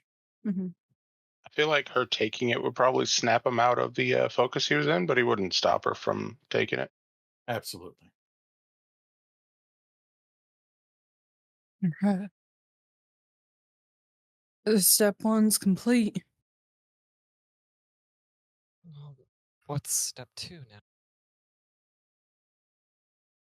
I have yet to get that far into the book. I am going to retrieve to my favorite quarters to study. And when I find that out, I will get in contact with you all, and we can continue the process.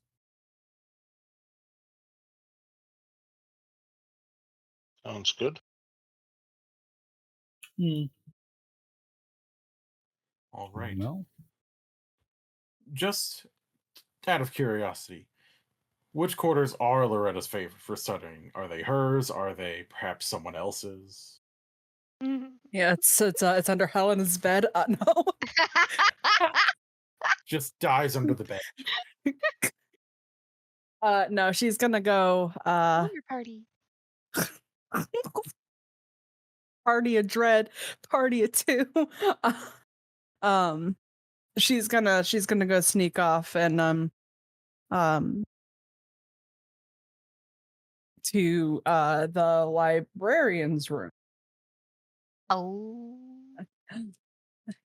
What? Scandalous. Such a Never. scandal this early in the morning. I know. Well, as we Before- Gonna go- established, it was too early for a gentleman to go to a lady's room, but apparently not too early for a lady to go to a gentleman's room. Yeah, no. I'm going to go check to make sure he's in bed. Yeah. Mhm. Yeah. Mhm. cue the like Rocky Horror, like in the bed, out of the bed sequence. Oh my god. Oh my god. Perfect. Same room, different lighting. While she is headed to her favorite studying chambers, what are the others going to do? Starting with Sister Rosalie. I'm gonna retreat to the chapel and pray and take care of it, and I also tried to like clear my dread. Clear my dread. I feel like that's like Sister Rose's way of doing it. Fair enough. What is Roderick going to be up to? I am honestly not sure. I think I might peruse the library, looking for more information on Numa, possibly. Fair enough. Give me a roll of widely read, if you would, please. And And what is Frederick going to be up to now that the others have begun to head to their separate locations?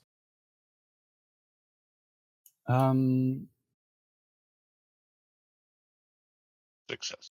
A couple of the items of import are sort of rattling around in his head mentally right now. The Frangaclav, the mirror, now this vial of porphyrin, you know what I mean.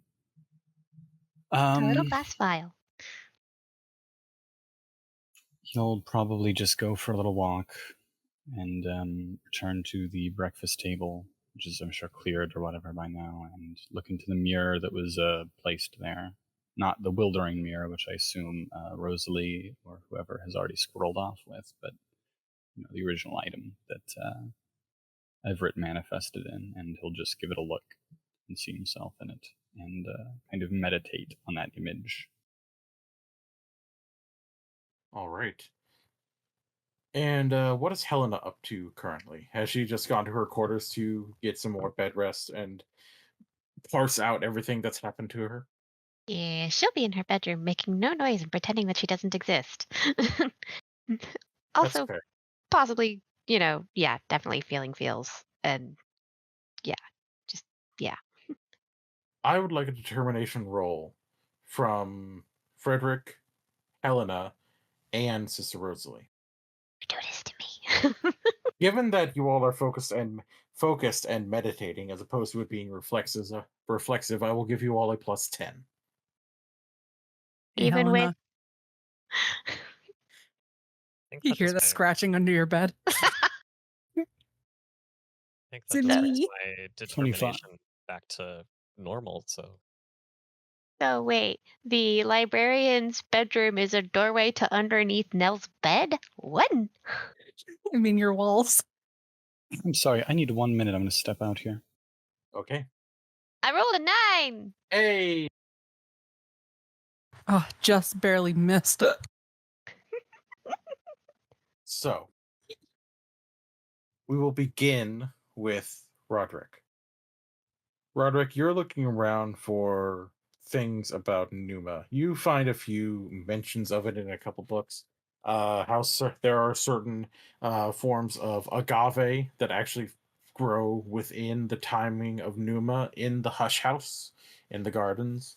You find mentions of certain individuals that only show up within the timing of Numa, especially those that want to show up to call upon the patronage of the Hush House, and how it's almost like a thinning of the walls between the Mansis and the natural world. How it's easier for people to open certain doors or close certain doors.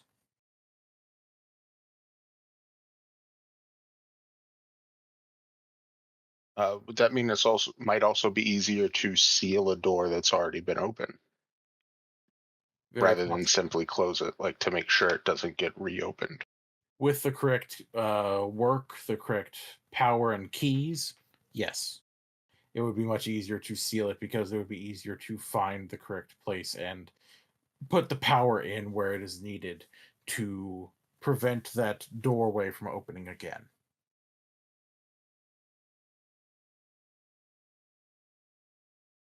So, with the right key, and supposedly the key is held by the protector of the Hush House that only appears within Numa, then it would be easiest during that time to seal the door. It would be possible without it being Numa during the ritual's time, but it's easiest within Numa. And you said it's a key that is it the key that appears during Numa or the protector that holds the key that appears during Numa? The protector that holds the key that appears during Numa. Gotcha. Assumingly, it would be that the key also appears because it goes where she goes if she hasn't lent it out. Got So, it. one and the same. And this would most likely be Rowena from my earlier research. It does seem like it would be Professor Rowena Hengist from your earlier research, yes.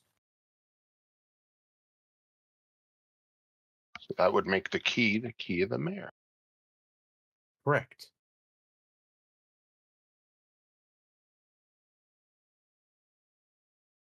Hello, everybody. I'm back. Welcome back. Starting off with Sister Rosalie and Helena. Mm. You both are working to focus yourself and basically work to parse out everything that's happened and bring yourself back. Sister Rosalie, you find comfort in the light of the chapel, especially the light to the saints more associated with the lantern and the sun in rags. You Yes. find that the actual beams of light here, the flickering candlelight, is warm and comforting, and it disperses the shadow of the mother of ants that seems to almost be at the edge of your vision, just at the periphery of it. And you can choose either to remove the fascination and keep the dread, or to remove the dread but you will keep the fascination, given that it is light that is bringing you out of that dark place. I am dropping the dread. Noted. Helena, Yes. you still feel that beating in your soul, in your mind, but it is slower. It is getting to the point where it almost seems melancholic. Like the Thunderskin has discovered that it has taken your wishes wrongly.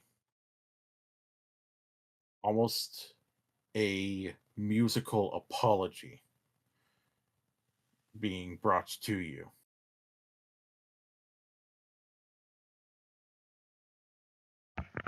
You can choose to, if you wish, to clear the level of fascination.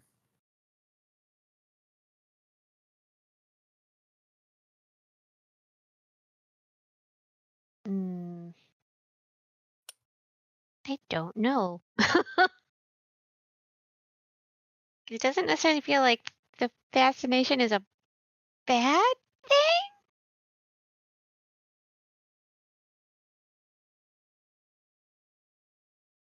Um, It has its ups and downs. I don't know. I can't make up my mind. If you'd like, you can think on it and I can return to you. Okay. Mr. Perler, you Oh. are focused. You're meditating in front of this mirror where there was a individual, and then you hear the metallic flicking of a lighter. And in that mirror is the same individual. Had to get rid of all the hangers on. Mr. Frederick, was it? Frederick Perler. Yes. Mr. Perler. It is not often that I come and speak to those not more innately associated with my particular brand of the powers that be. But you fascinate me because you got an inkling, a sort of paleness to that light in your eyes and your soul, a chill that I am quite familiar with. Mm-hmm. He's looking at Lapidoth, but he doesn't. His expression and his sort of lack of words don't really reflect any particular insight. He's looking at him like, if he looks long enough, something will become very innately apparent to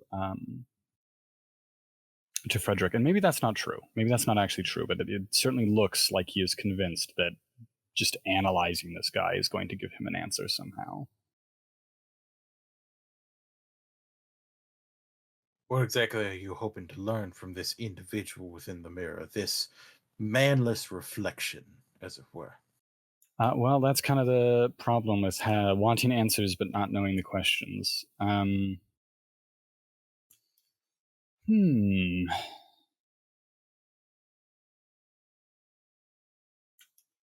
think the answer to this is unempathetic sort of psychos, killers, who are often lantern entities, or winter or edge entities, do not have a very comfortable place in the world, and they are sort of perpetually at odds with it. But a Lapidoth here has found a niche of some kind in the occult, and that's worked out pretty well for him. So, in a word, I guess, I think Frederick is looking for retirement, which in part is why he came to Brankrug, as an alternative to being out in the mainland and in the throes of the worst of it. He's here in this quiet little village.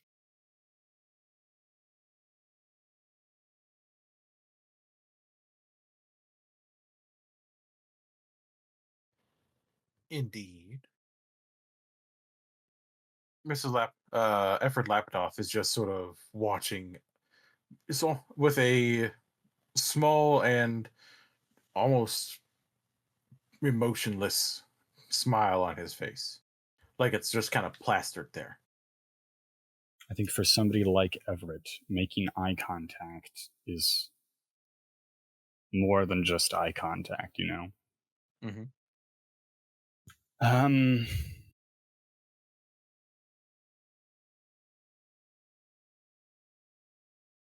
Do you like it in the mirror? I do. There are a lot of things that I don't have to worry about no more. There are a lot of things that I miss. Those things that I miss are vastly outweighed by the joys of the fact that I will never die. Well, not by age, at least. Time is fairly meaningless to me now. I am what in our circles is called a long. Someone who has found through our own works a way to reach immortality. Sounds like the only club worth being a part of. True, but there are different branches of this club. Some of us become beings of light and thought, such as myself. Some of us, like your dear friend Mr. Welland, good captain that he is, become beings of strong will and stronger metallic body, like a walking statue.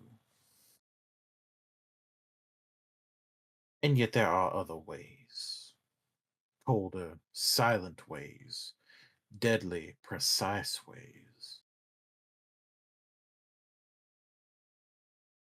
It just depends on what exactly you want to get out of your immortal power.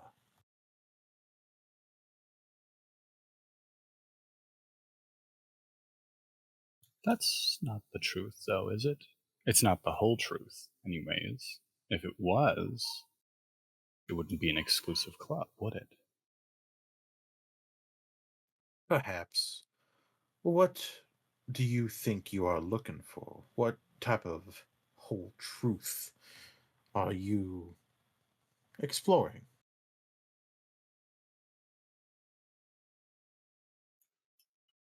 I don't want to have to be here anymore. I don't want the drudgery. I don't want the bloodshed.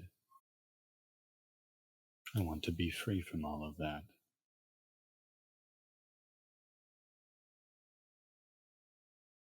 I want to politely depart. But departing is not a polite matter.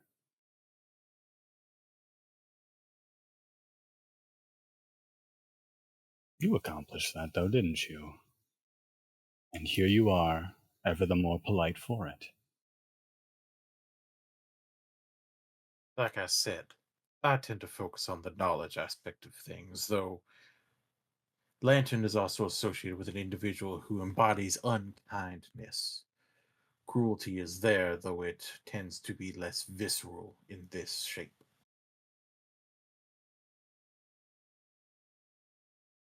There are also ways for there to be a departure that leads to one that is silent and still and cold. I've been So, silent and still and cold my whole life, and I've resented it my whole life. I'll take just about anything else, believe you me. hmm.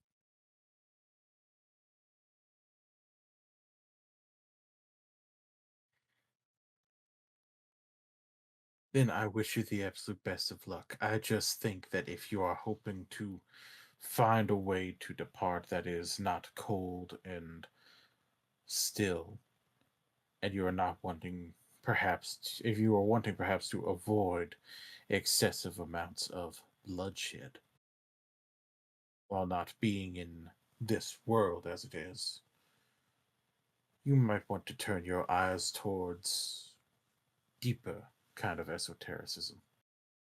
Or perhaps to start with minimizing your time in this world. There are those beings that I spoke of that only really appear during Numa, the ones that only ever come to the hush house during that time. They are such beings. They limit their time as they work elsewhere to begin finding their other ways. Perhaps you could do something akin to that to begin with. Will you entertain one more question? Always. If you found what you have by learning, and you can share that knowledge, what stops you now from tutoring me or tutoring anyone? Tutelage is not exactly something that is. How do I put this? We are not exactly allowed to openly say this is what you should do. The whole purpose of it, apparently, is to discover on your own, blind as one does when they do not even know how to begin. I can only give you bits of guidance. I cannot direct you entirely, my friend. Them's the rules then. All right. Such as it is. Though again, if I can offer guidance, you have ways to call me. I might just have to be in touch then. Goodbye now, Mr. Lapidos. Take care. Farewell, Mr. Perler. And he just takes a puff on a large cigar and steps off out of the way. Oddly enough, you can smell the tobacco, even though he wasn't physically there.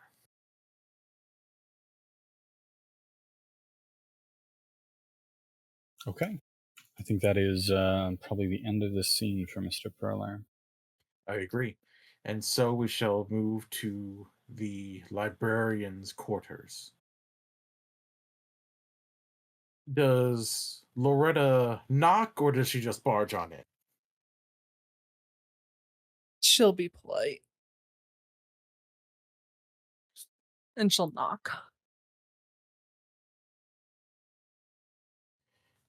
Come in. She opens the door.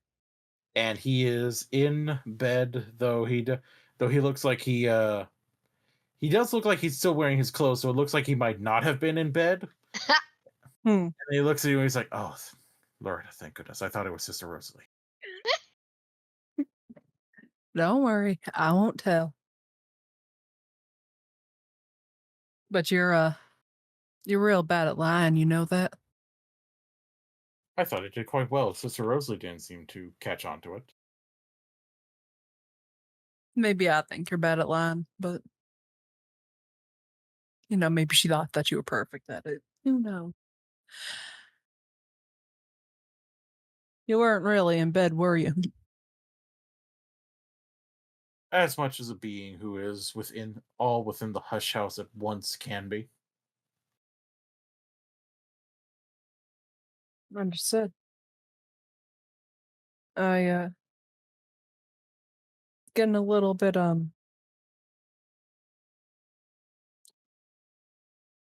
to get a little bit of a quiet research in.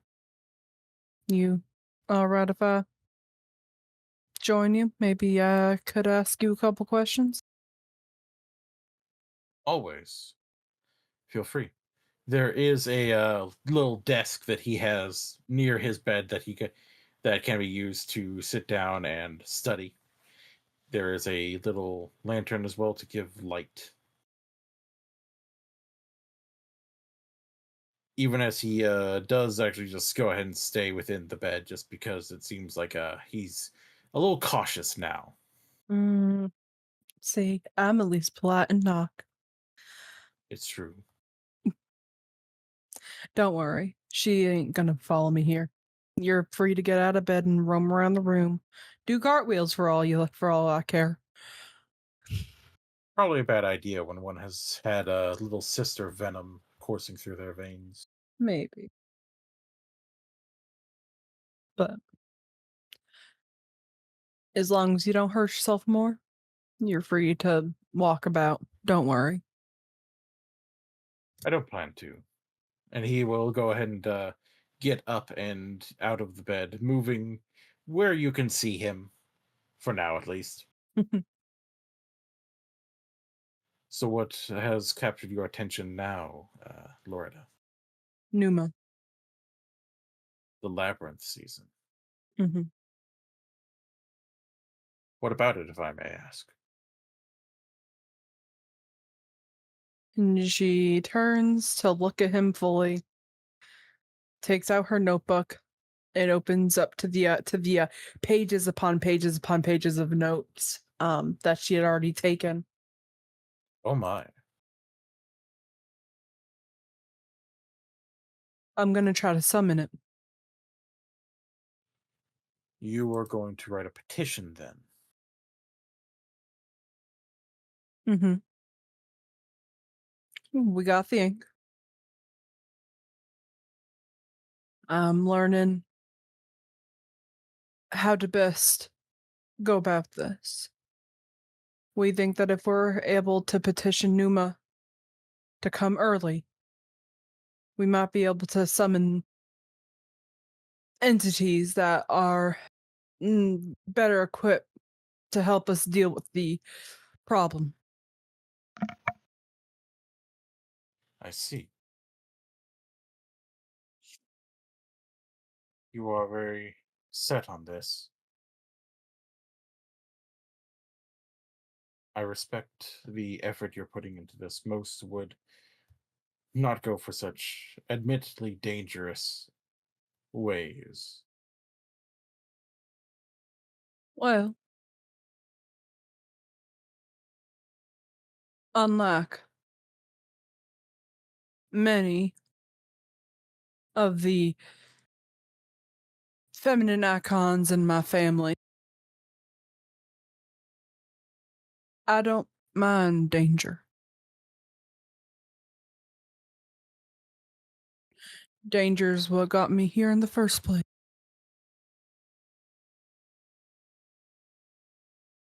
True enough, I suppose. And how can I assist you with summoning, petitioning Numa? You're a lot more knowledgeable than I am, than many of us who are within the walls of the Hush House right now. I know that at some point petitioning Numa has gone successful.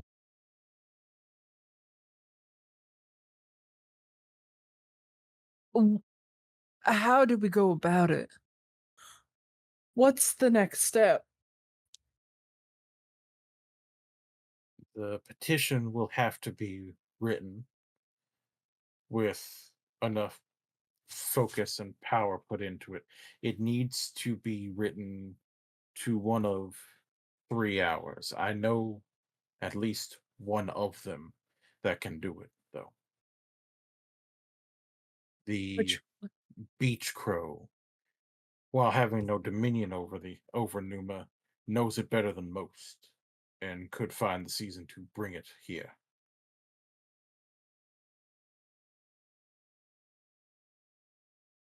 so I write to the beach crow.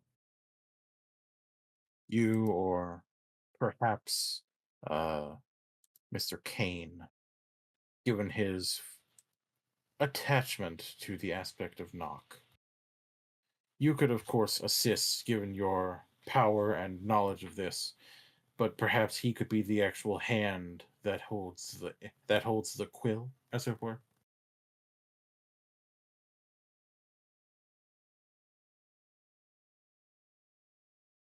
Or perhaps it would be that you and he could each draft petitions, and of course, signed by all of you might bring a bit more urgency to this.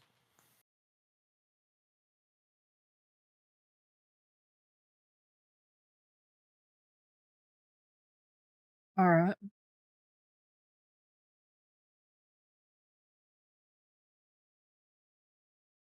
I was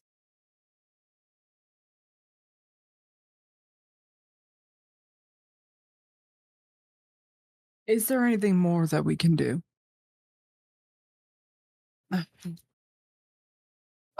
A petition might work, but what if it doesn't?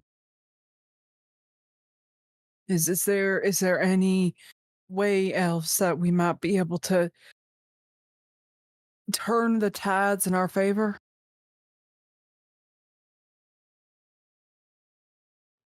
There are a few other ways.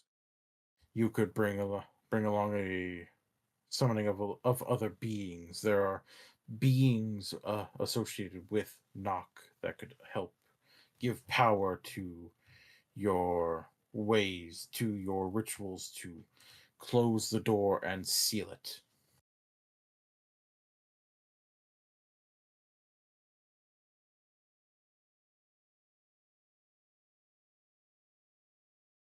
All right.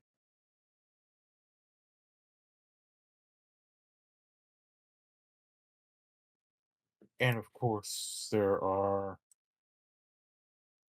other powers that could possibly lend a hand.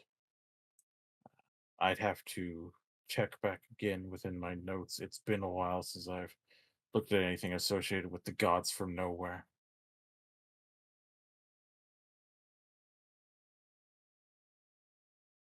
I don't think.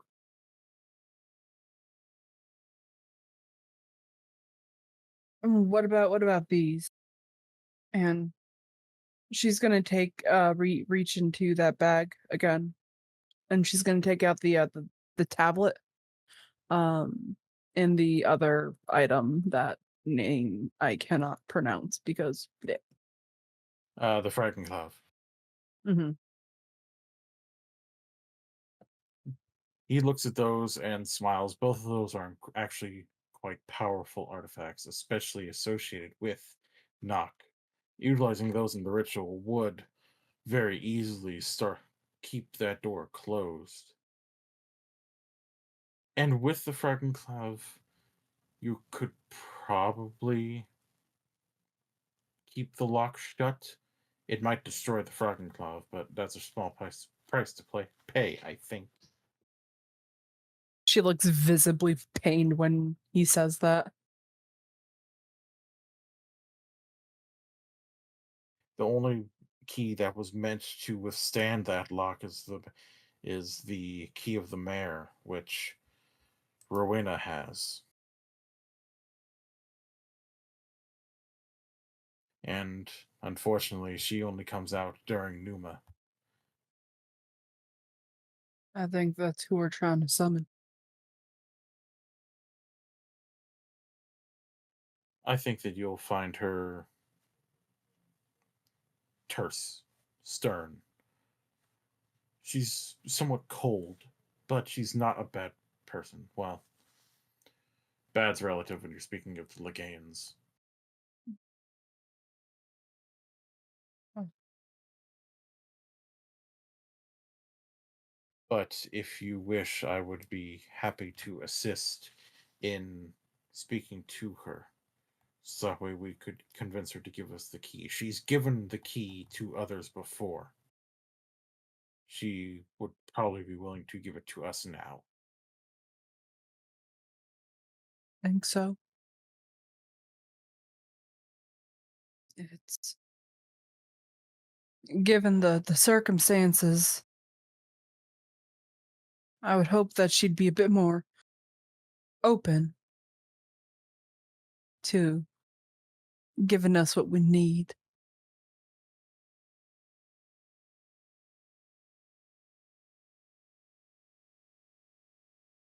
Uh, Her logic is alien, but I think that you'd be willing to listen.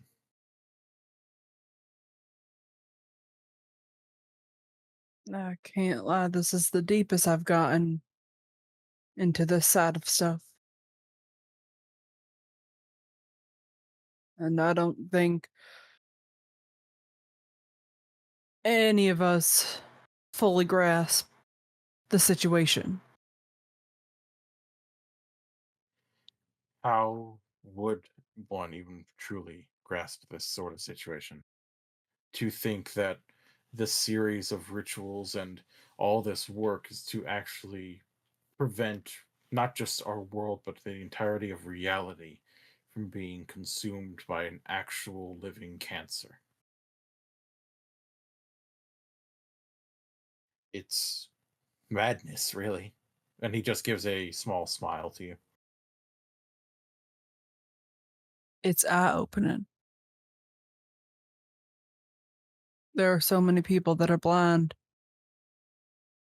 People who don't know, or people who might have an idea but choose to live in ignorance. Or those who know and work to keep others from learning. And he just sort of like winces a little bit.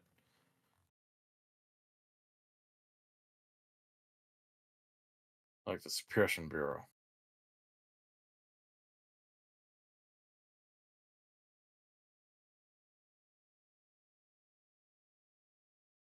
Well,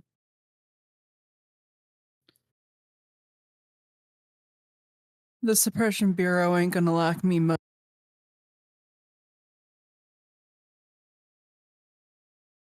I crave it. You know. And every night when I fall asleep,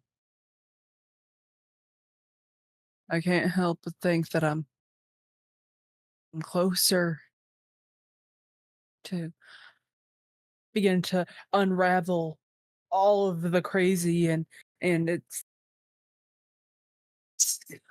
been make me toss and turn. It's like a drug. I keep coming back to these, and she starts just pulling out notes upon notes upon notes out of her bag, like journals filled to the brim, with like loose pieces of paper just kind of like sticking out, like bookmarks, like keeping tabs of specific pages. And some of these books look like they're brand new, but some of them look like they've been written in and torn open and abused for like years. um and she digs her hand um into one of the journals, and it's a fairly uh and all it has on the cover is a picture of like an etched in sun.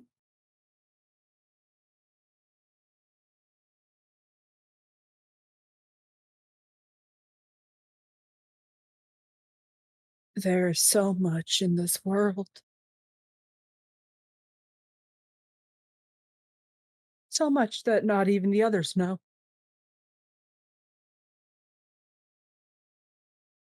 Things that can take us and kill us, or make us reborn. Things that could open and shut our eyes. Things that drive us mad. Emotion. Knowledge.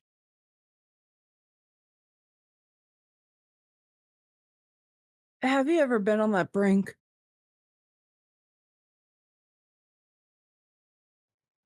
Yes.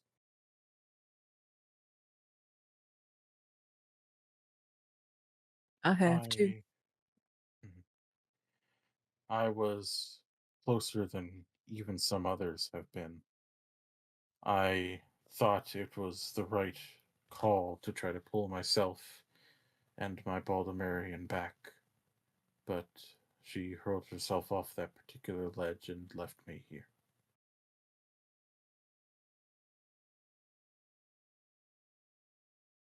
And so I tried to follow her, too little too late.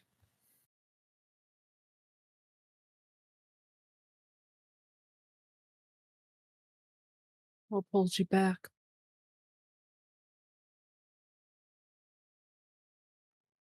A childish thought.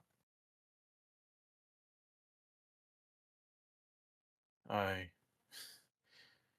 It's really.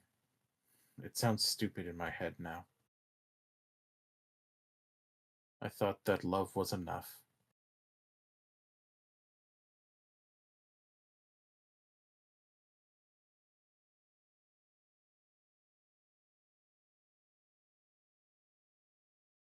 Maybe it is. For some, sure.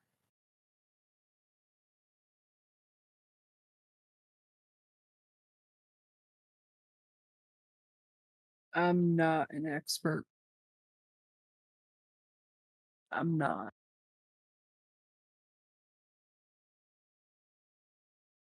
I envy the little one, Helena.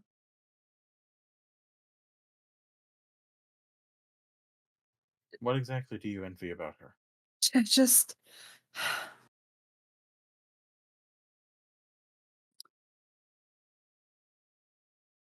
live in a romanticized bliss. A dancer who helps her grandma in the shop.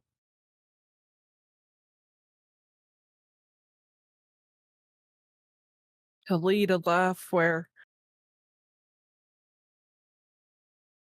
a lifestyle wasn't thrust upon her and then ripped away.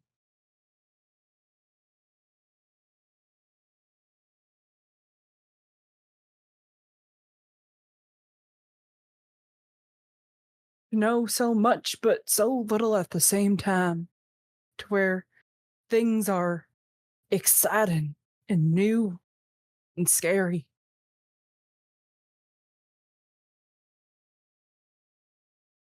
Nothing is scary to me anymore. Nothing's exciting. Because there's nothing exciting when it suddenly becomes your obsession. Nothing's new.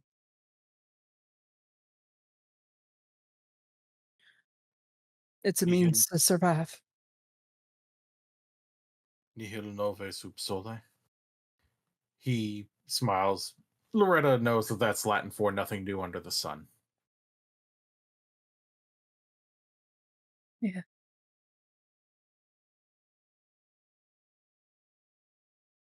I just wish that something could surprise.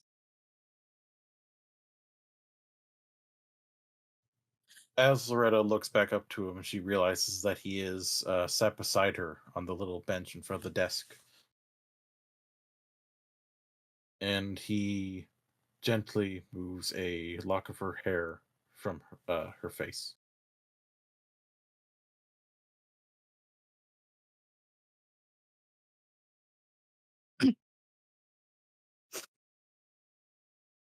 It's been a while since I've been surprised as well.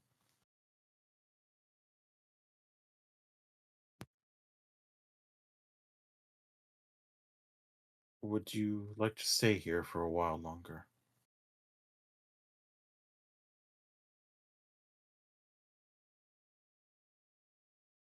Yeah.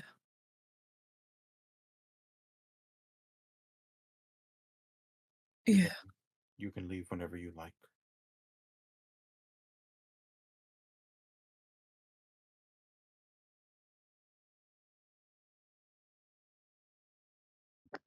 Thank you. Um,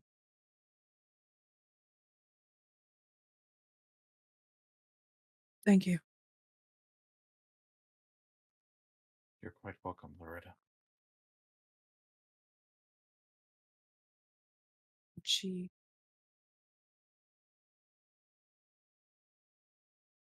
looks down at the piles of papers that are now kind of like scattered around the little workbench and desk.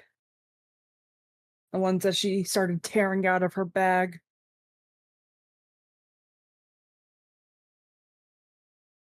And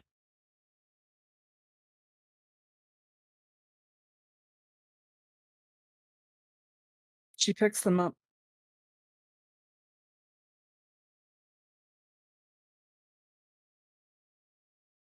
And puts them back in her bag. Takes the bag off of her shoulder and tosses it on the ground.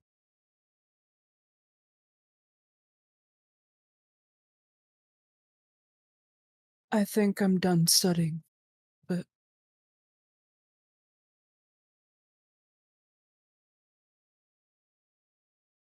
would you like some tea? I think that'd be lovely. Thank you.